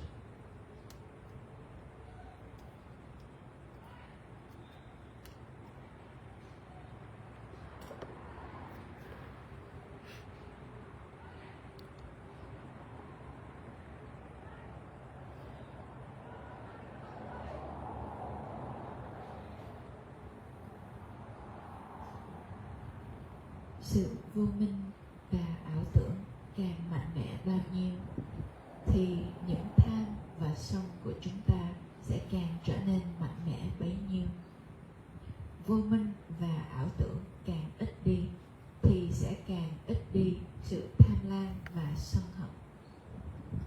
Vô minh là không biết về bản chất của vô ngã, vô thường. Chồng của con ôm sự sân hận là vì không thực hành chánh niệm và xả ly như vậy. Vô minh mạnh mẽ chính là nguyên nhân tạo nên những sân hận rất mạnh mẽ trong cả hai con và chồng của con. Thực hành thiền là thay đổi từ vô minh sang chánh niệm và thay đổi từ tham sang sự yêu thương và từ ái.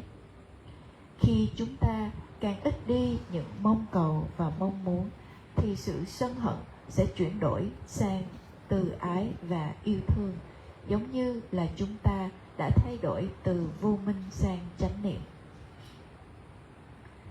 Cha của thầy cũng là một người có rất nhiều sự sân hận.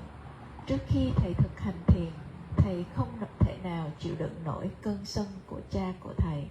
Cho nên thầy đã rời gia đình khi thầy 23 tuổi và nương tựa chỉ vào chính bản thân thầy thay vì nương tựa vào cha mẹ của thầy. Khi thầy bắt đầu để sinh tồn một mình, thầy đã phải đối diện với rất nhiều tham, sân và si của rất nhiều người. Và cho dù thầy đã trở thành một người doanh nhân, thầy đã có thể tồn tại một mình, nhưng thầy không thể nào thoát khỏi những hiểm nguy của tham, sân và si. Chỉ khi thầy bắt đầu thực hành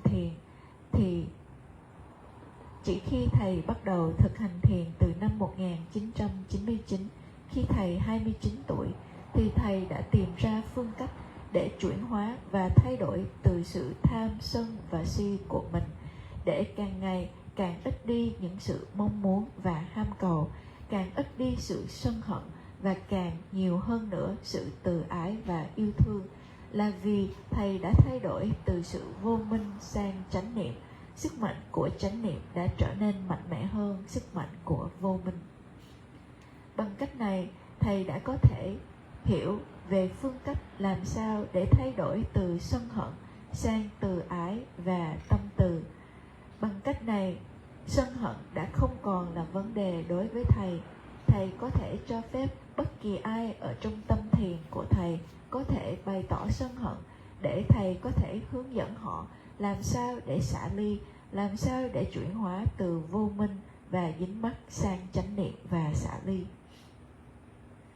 Nếu như con tiếp tục làm các thiện pháp như vậy chung với thầy và mọi người, thì con có thể theo dõi những bài pháp của thầy trực tuyến hoặc tham gia những khóa thiền như vậy, thì chính con cũng có thể thay đổi từ những sân hận của chính con sang từ ái và yêu thương. Nếu như con phải đối mặt với, nhưng cho dù con phải đối mặt với những cơn sân rất mạnh mẽ, thì con cũng có thể xả ly. Nếu như con có thể xả ly thì sẽ có ít đi sự đau khổ trong tâm của con. Sử dụng với tâm dính mắc và bám víu là sai lầm. Vì sự dính mắc và nắm bắt vào cơn giận là chúng ta nắm bắt rằng cơn sân hận là một cái gì đó rất xấu, nên tất cả chúng ta là đang khổ đau, chịu khổ đau bởi cơn sân hận. Chỉ sử dụng mà thôi là đúng.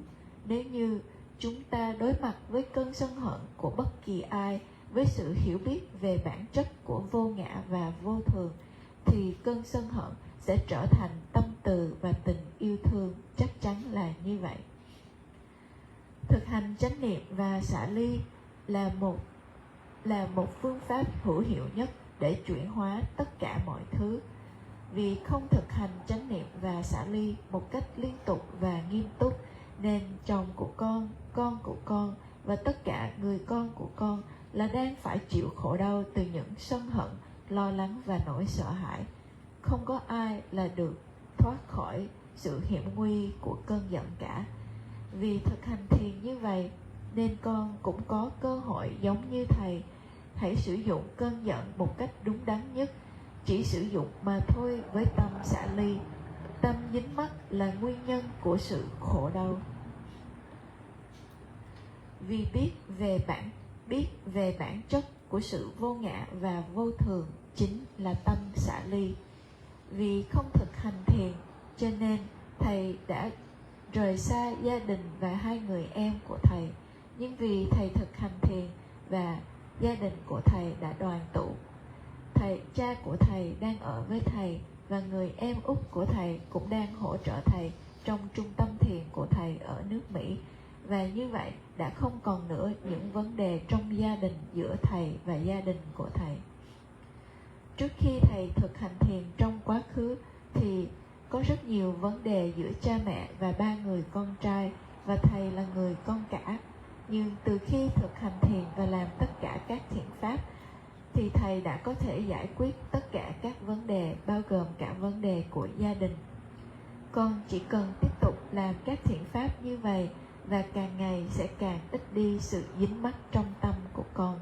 Và như vậy vấn đề của gia đình sẽ được giải quyết, và các con mới có thể làm giảm thiểu đi chính sự dính mắc của chính bản thân mình.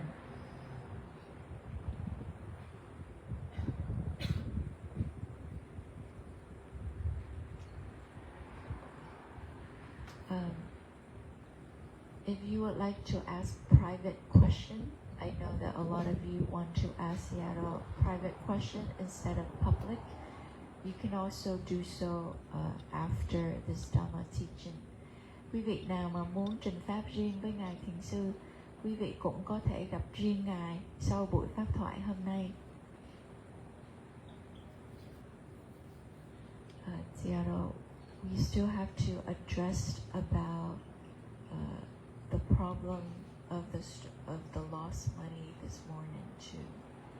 We haven't addressed that problem yet. So I don't know if you want to continue or what would you like to do?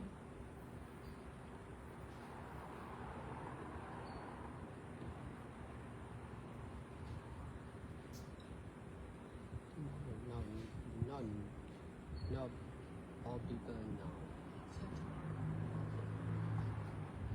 Chúng ta sẽ chia sẻ về vấn đề này ngày mai. Bây giờ thì quý vị nào có tiếp tục câu hỏi hoặc là muốn trình pháp riêng với Ngài Thiền Sư thì chúng ta có thể, quý vị có thể gặp con và con có thể chọn một thời điểm để quý vị gặp riêng Ngài Thiền Sư. If you would like to continue to share or ask questions, we can continue. Or if you would like to meet with Seattle in private or private question, you can see him after this Dhamma teaching.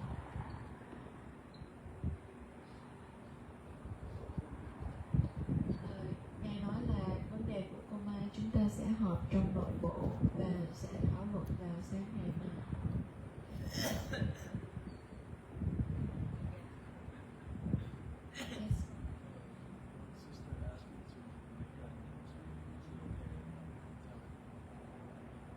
Wants to ask.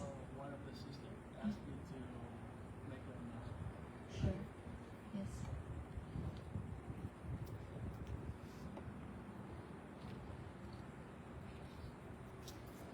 Dear Sangha, Sister Nufa had 2 packages of Amazon that was left on the door over there.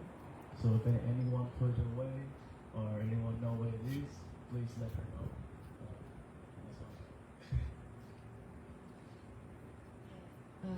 Chúng con được thông báo rằng có 2 cái bưu gói gói được gửi về chùa đặt ở cái cửa trước đây, và chùa đã không có tìm thấy, cho nên quý vị nào nhận được 2 cái bưu phẩm đó vui lòng gặp con hoặc là đưa lại cho con, hoặc là biết là nó ở đâu thì xin chỉ cho con.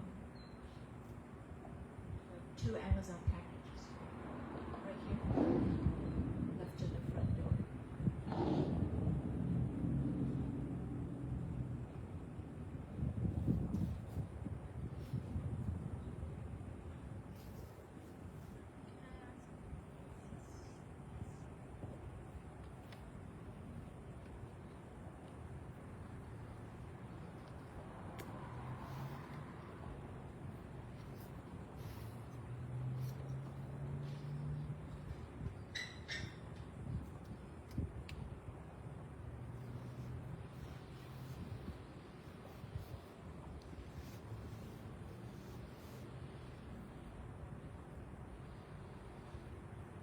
Nam mô Bổn Sư Sát Đa Nam Phật. After listening to your teaching today, I know there was a release.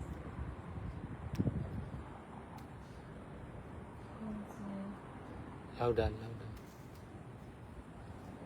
Speak loud. Okay.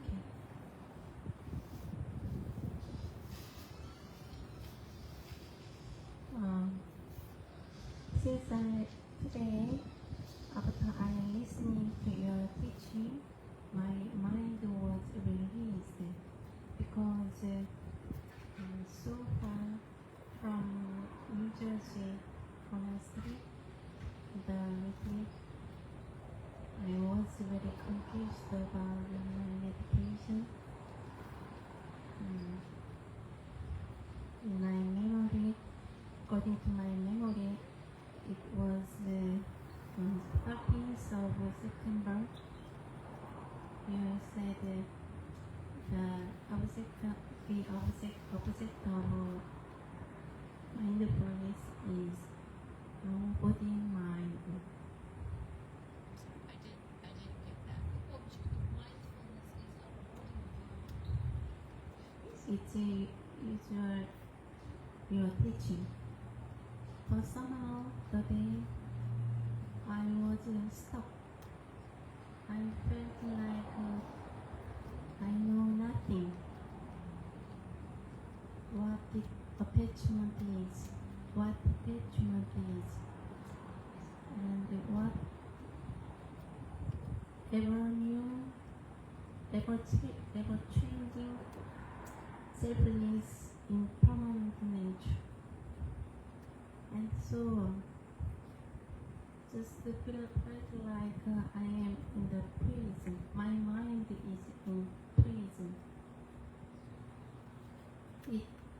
And then after 2 days, so it was Philippines, you said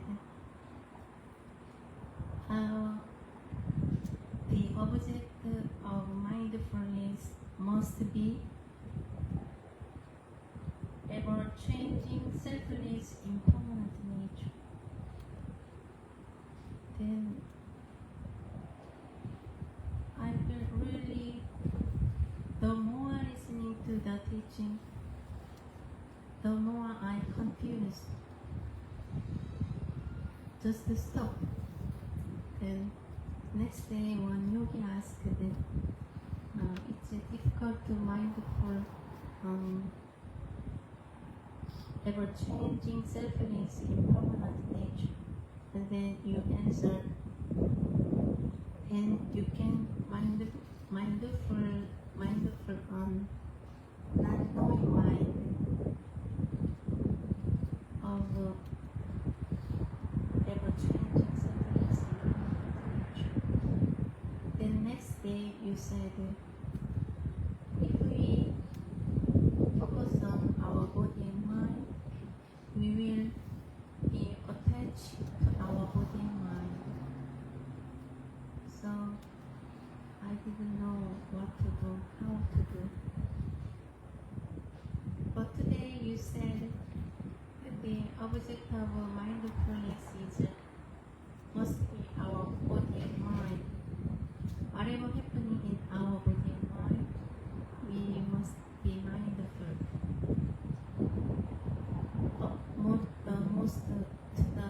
most obvious one.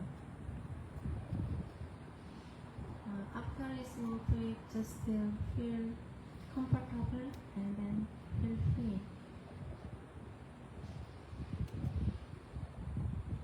This is my sharing experience, and today I have some question. Amsterdam the time we went Hong Kong market. After got out of the car, it was very hot and the ground was burning. But I enjoyed it because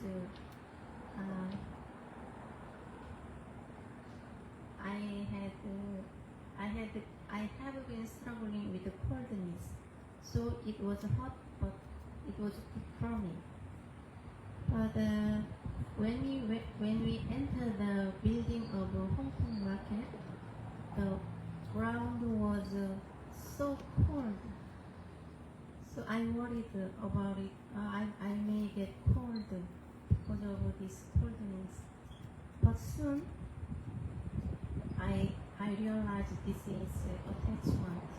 This is kilesa. This mind is kilesa. So I could detach easily.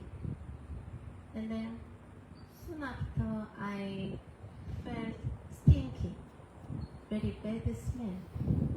Then it annoyed me a lot. And that time I didn't know how to detach. So the feeling goes until we got out of the smelly place.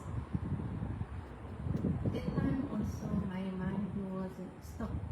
Also question arose that do we really need to detach this situation? Because I learned it in Sylvian Center. The Vipassana meditation is not try to change the situation or things or myself. Just let it be and then just observe. So that's my one question. Do we really need to detach? If then, how to detach? I didn't know at the time. And then is when we were waiting for donation of sugarcane juice, it was I felt so bored to wait. Also, so annoyed because it was so cold. I tried to detach, but still difficult to do it completely. So at that time, what mind I should keep? I didn't know. So it's my second question.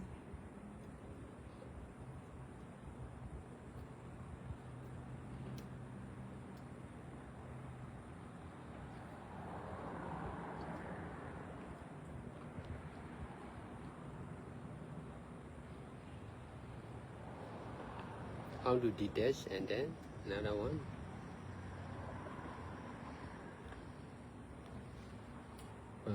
What are the questions?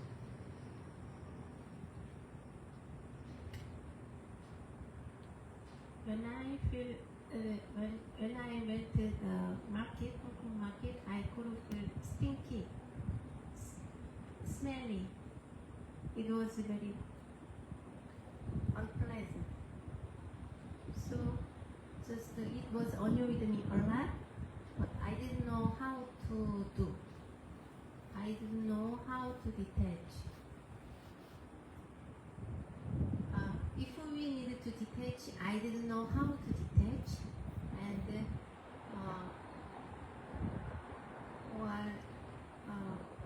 if in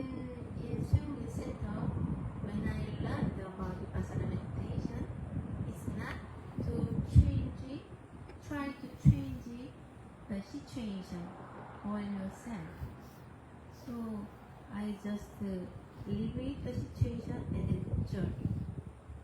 Which one do I have to do?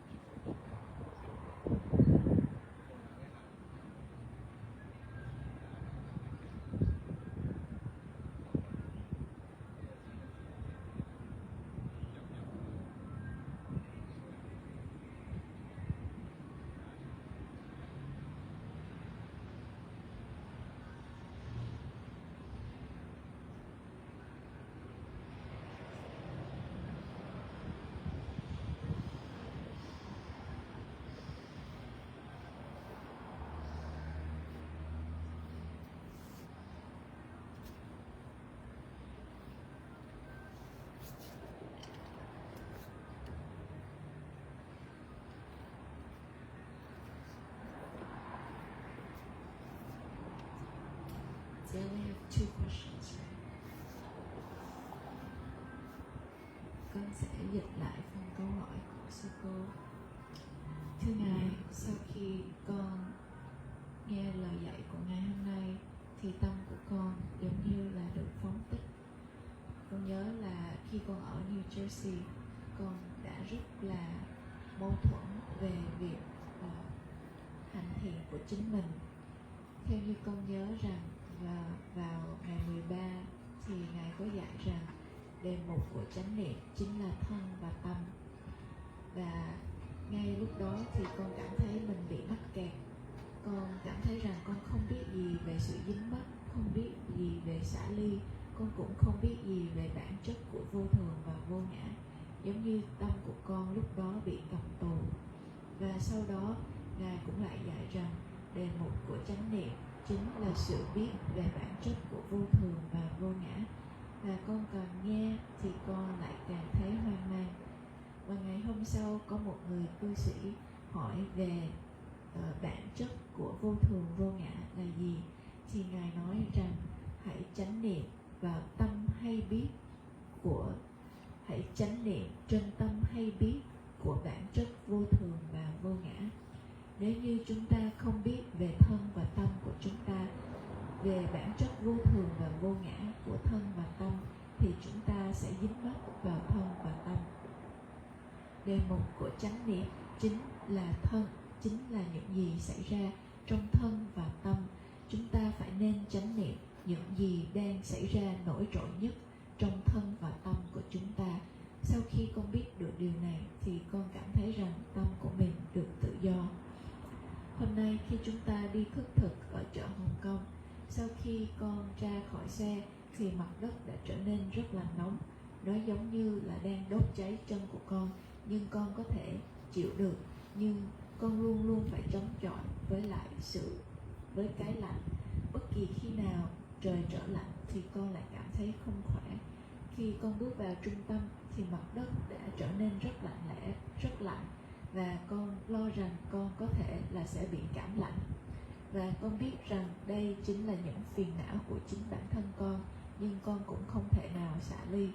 Và sau đó khi tăng đoàn di chuyển thì con ngửi được một mùi gì đó rất tanh và rất hôi.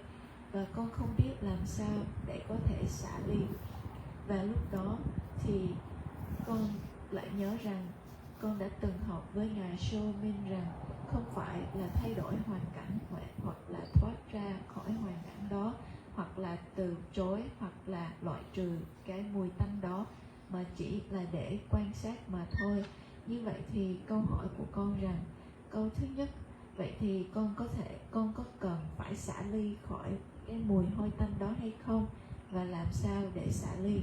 Và câu thứ hai rằng, khi chúng ta đang đợi để nhận được nước mía thì chân của con lại cảm thấy rất lạnh, và con thì không thể nào xả ly được. Vậy thì lúc đó con phải giữ tâm của mình như thế nào?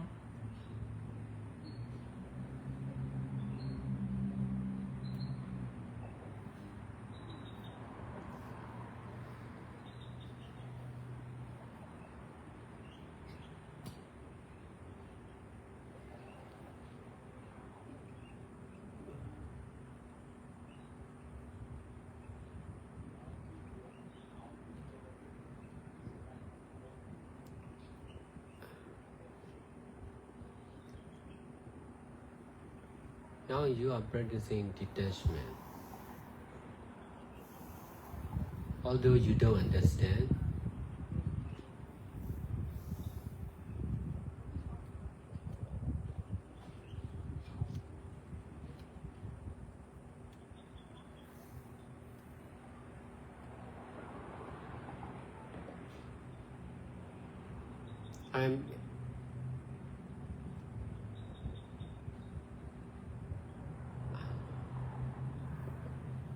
my teaching is more practical than theoretical.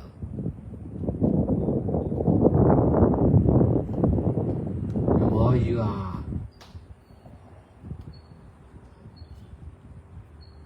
practicing meditation by following the trick like this, the more you get detached for sure.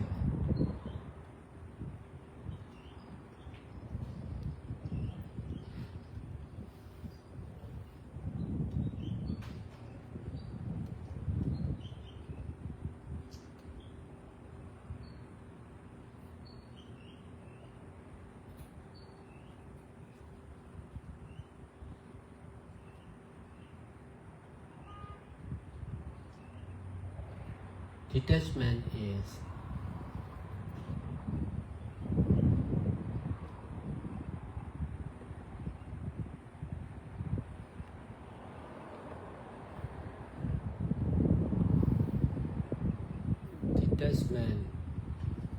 must be free from limit. Detachment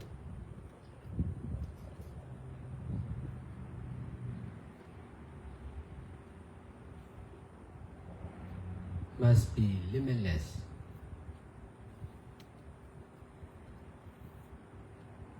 Because of attachment on limit, you are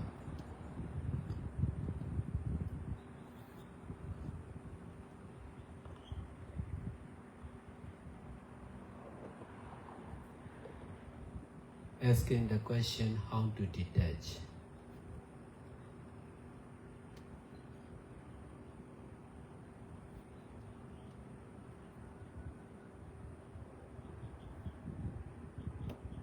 You must detach from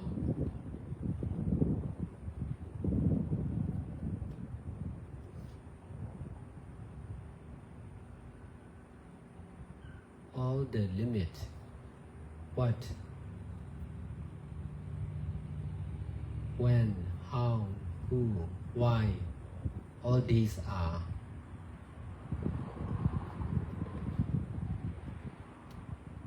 limit.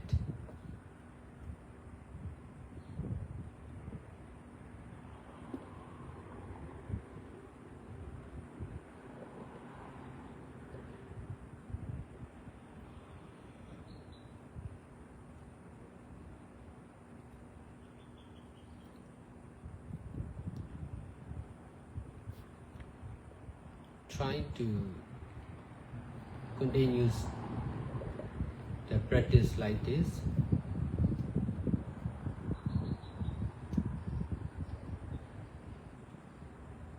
Whenever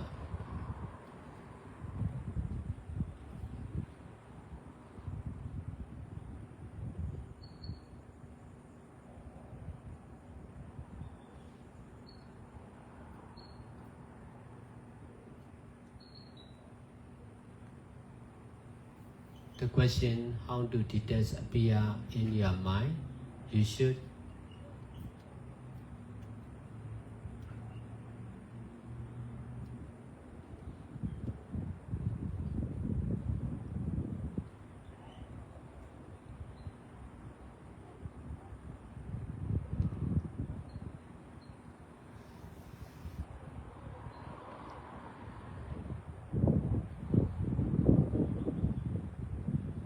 replace with the knowing of just cause and effect or action and the same reaction of ever-changing, selfless, impermanent nature.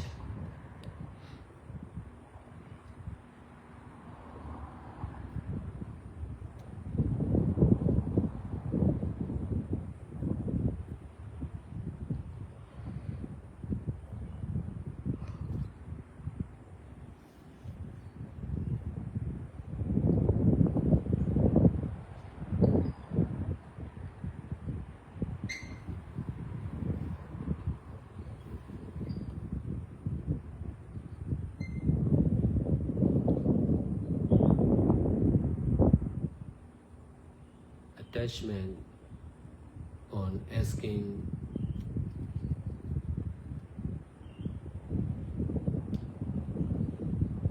and thinking the question like this is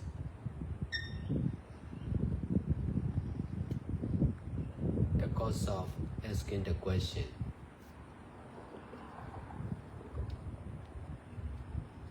If you know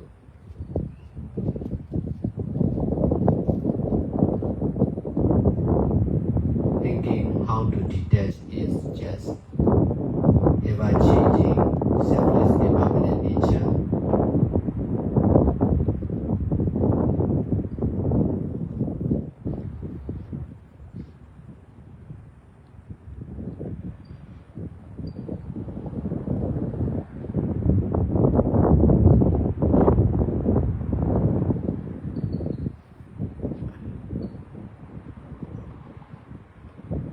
You don't need to think like this.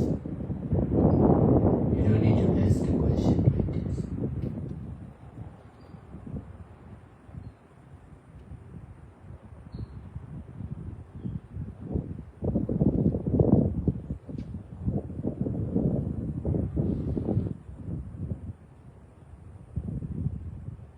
Attachment is the cause of question or thinking like this. Detachment is the solution.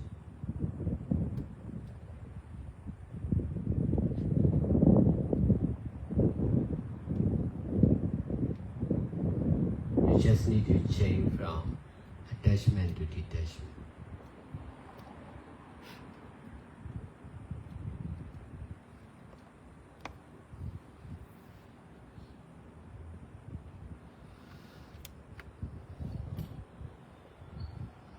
Bây giờ con đang thực hành chánh niệm, mặc dù là con không hiểu.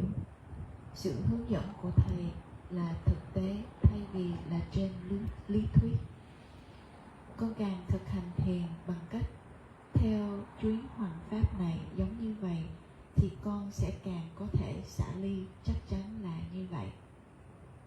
Xả ly phải là sự tự do khỏi tất cả các giới hạn. Xả ly phải nên là không có giới hạn nào cả. Chính vì sự dính mắc vào giới hạn, cho nên con đặt ra câu hỏi làm sao để xả ly. Con cần phải xả ly khỏi tất cả các giới hạn. Câu hỏi cái gì, ở đâu, ai, làm sao, những câu hỏi này đều là giới hạn.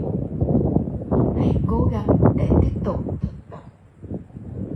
Bất kỳ khi nào khi câu hỏi làm sao để xả ly hiện ra trong tâm của con, thì con phải thay thế nó bằng sự biết về nhân và quả, hành động và hành động ngược lại của bản chất vô ngã và vô thường. Sự dính mắc vào câu hỏi và suy nghĩ, cho nên mới đưa ra câu hỏi như vậy. Nếu như con biết rằng chính sự suy nghĩ làm sao để xả ly, bản thân nó cũng chỉ là bản chất của vô thường và vô ngã, thì con đã không cần phải hỏi câu hỏi như vậy. Sự dính mắc là nguyên nhân để đưa ra câu hỏi và suy nghĩ như vậy, và sự xả ly chính là câu trả lời và phương pháp giải quyết. Con cần phải thay đổi từ sự dính mắc sang xả ly. What is the second question? There was another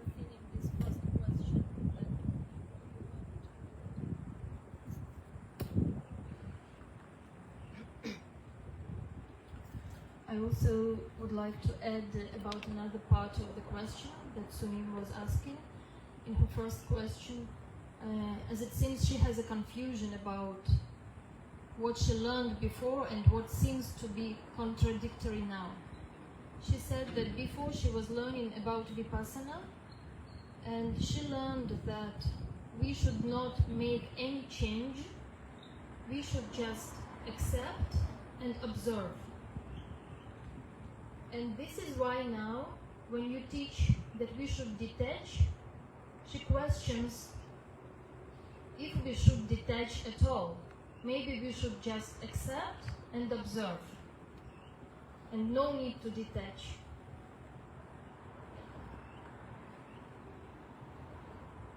Like, actually, I understand that what she learned before and what you are teaching now is just the same.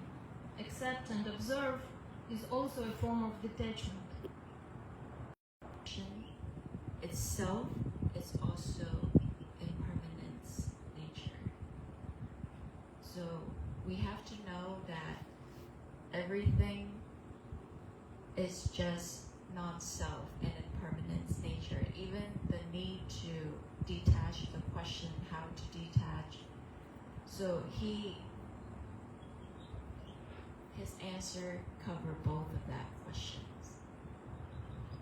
That's my understanding.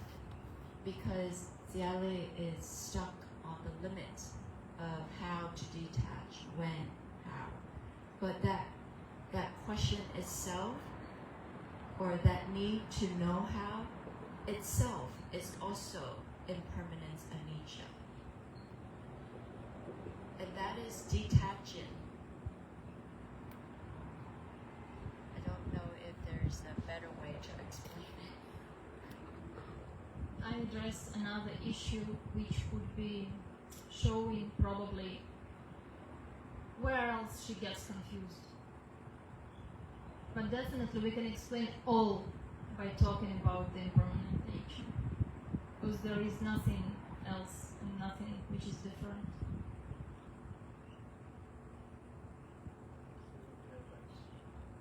Yes.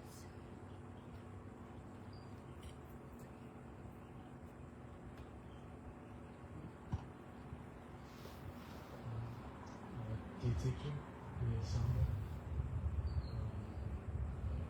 I was there as well this morning at the market, and without going through the honking of the road, I did experience the same smell when we walk into the market as well. And something that helped me to get over the smell was actually that.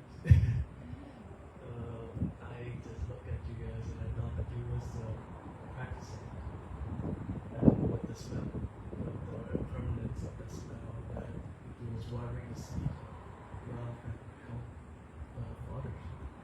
And I believe that is why you guys keep walking and smiling and helping others. So because of I see that in you guys, and I thought that, well, like Cindy said, the nature of impermanence is just for a second, and spending time with my mom, learning from the Dharma is they say it's better, and it's actually watering the seed, so that actually got me to enjoy one more.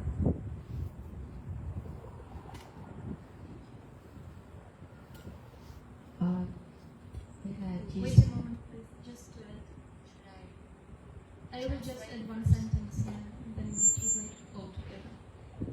Just wonderful to hear this response, which shows us what it means to take refuge in Buddha, Dhamma, and Sangha. That by being in the Sangha, you could learn and experience like this. Wonderful to know. Thank you. Câu chia sẻ của Bảo rằng con cũng có mặt ở ngôi chợ hôm nay và có một cái mùi rất là khó chịu, nhưng lúc đó thì con đã nhìn tăng đoàn Và con thấy rằng tăng đoàn đang thực tập về sự xả ly khỏi cái mùi bằng cách là hiểu rằng những mùi hôi này cũng chỉ là vô thường mà thôi, và các ngài lại tiếp tục làm các thiện pháp như vậy. Và vì con nhìn tăng đoàn như vậy cho nên con cảm thấy rằng con có thể cảm thấy thời gian ở chung với mọi người và ở chung với mẹ của con là một thời gian rất là tốt đẹp, thay vì là bị khó chịu bởi mùi hôi này. Thì đó là cái nhìn của con và sự hiểu biết của con về sự thực tập và những trải nghiệm với lại mùi hôi tanh này khi ở ngôi chợ hôm nay. Và Katerina muốn thêm rằng thật là tốt khi mà Bảo có một cái sự hiểu biết như vậy, và vì Bảo đã nương tựa vào Đức Phật, Pháp và Tăng, vì đang ở chung với Đức Phật, Pháp và Tăng nên mới có thể có những trải nghiệm và sự hiểu biết như vậy.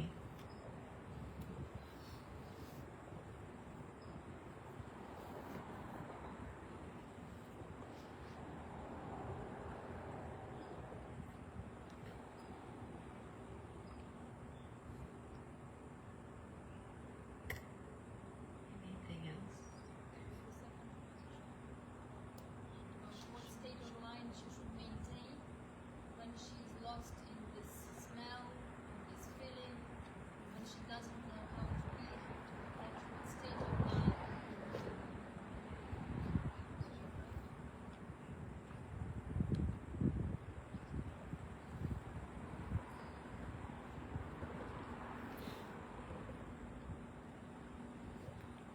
You are grasping that smell as something bad.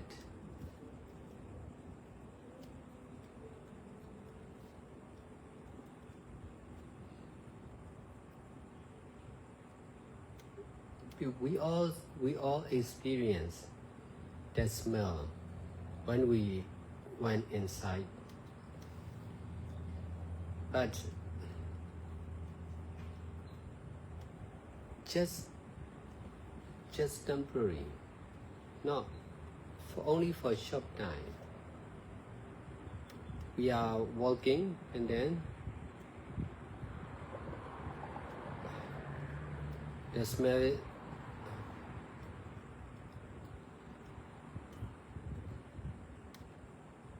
still remain.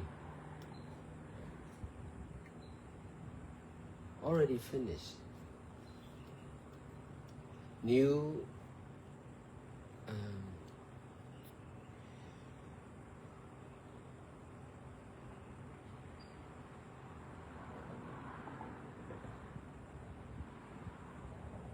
both of good and bad smell are just the same ever-changing environment and nature.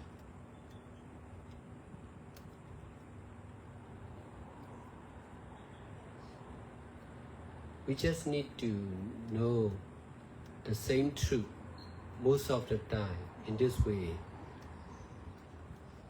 that smell will not be problem.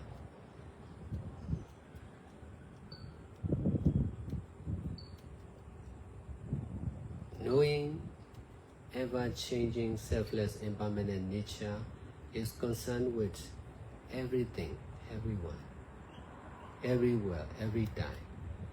So we just need to know the same truth. In this way,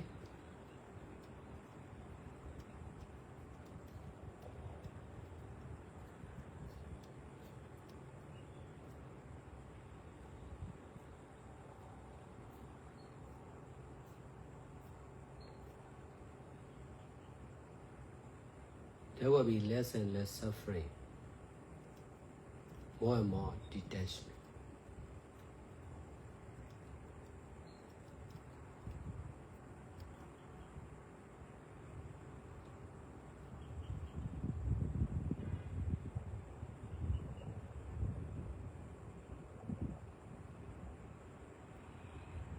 Instead of knowing something, we should know nothing. Instead of knowing as self, we should know non-self or selflessness.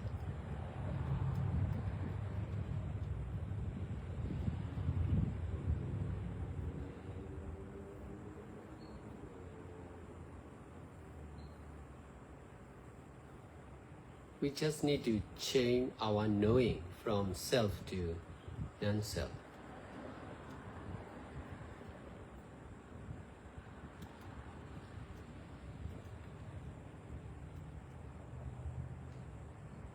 In this way, everything will also change. Because of seeing from the side of self, everything is real. Everyone is real. Because of seeing from the side of non-self or selflessness or nothingness, everything is nothing. Everyone is no one.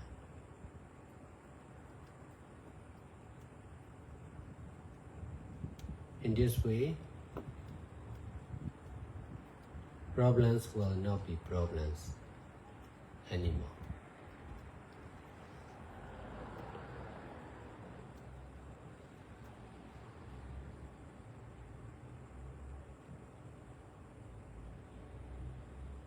This is the best way of solving the problem. Solving all the problems.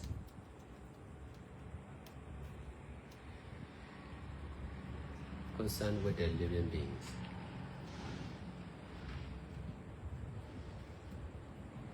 Even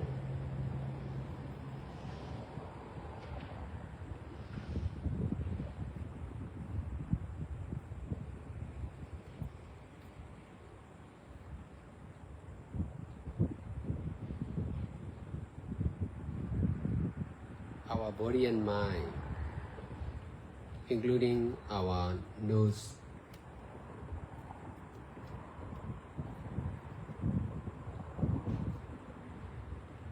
and the smell are nothing.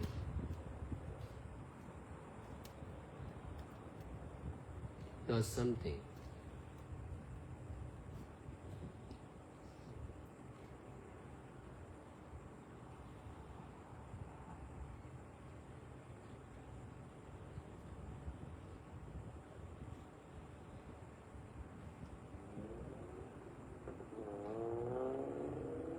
Not knowing like this is the cause of question like this. Knowing like this is no more question. Knowing like this is the cause of no more question.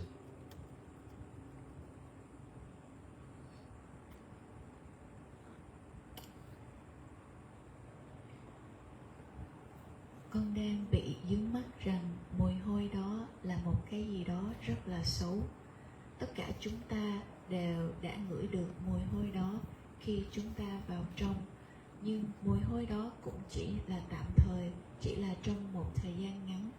Và khi chúng ta di chuyển thì mùi hôi đó đã kết thúc. Cả hai, mùi tốt hoặc là mùi xấu, cũng chỉ là bản chất giống nhau, cũng là bản chất của vô thường và vô ngã. Chúng ta chỉ cần phải biết về sự thật giống nhau này. Bằng cách này thì cho dù đó là mùi hôi đi nữa thì nó cũng không phải là vấn đề. Sự hiểu biết về bản chất của vô thường và vô ngã là bản chất liên quan đến tất cả mọi thứ, tất cả mọi người, tất cả ai. Và chúng ta cần phải biết về sự thật giống nhau này của tất cả các hiện tượng. Và như vậy sẽ càng ngày càng ít đi sự khổ đau và sự xả ly sẽ càng ngày càng nhiều hơn. Thay vì biết về một cái gì đó, chúng ta hãy nên biết về sự trống rỗng, không có gì cả.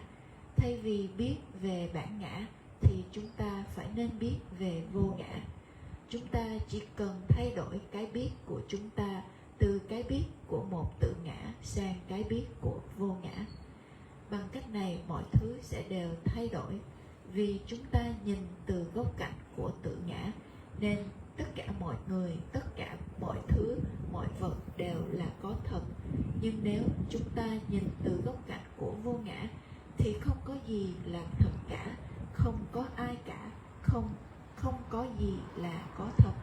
Bằng cách này, tất cả mọi vấn đề sẽ không còn là vấn đề nữa. Đây là phương cách tốt nhất để giải quyết tất cả các vấn đề liên quan đến chúng sanh. Cho dù là thân hoặc tâm của chúng ta, bao gồm cả mũi và mồ hôi nữa, tất cả đều không là gì cả, không phải là gì cả, không có thật. Nên không hiểu biết như vậy chính là nguyên nhân tạo ra câu hỏi. Hiểu biết như vậy chính là nguyên nhân để dẫn đến sự chấm dứt của những câu hỏi.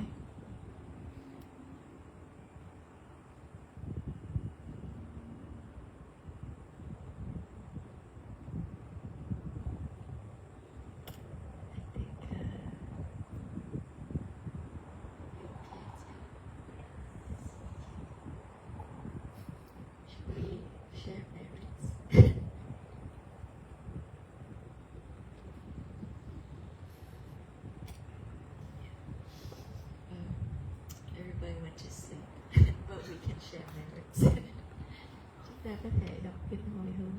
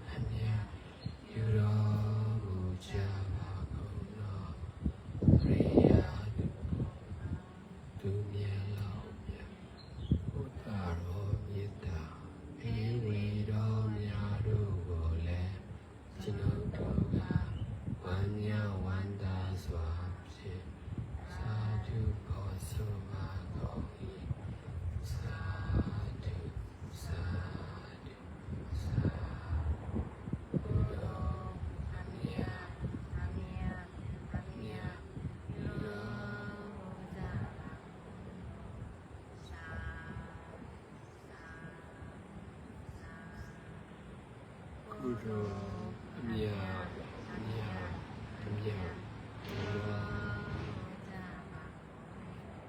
Sadhu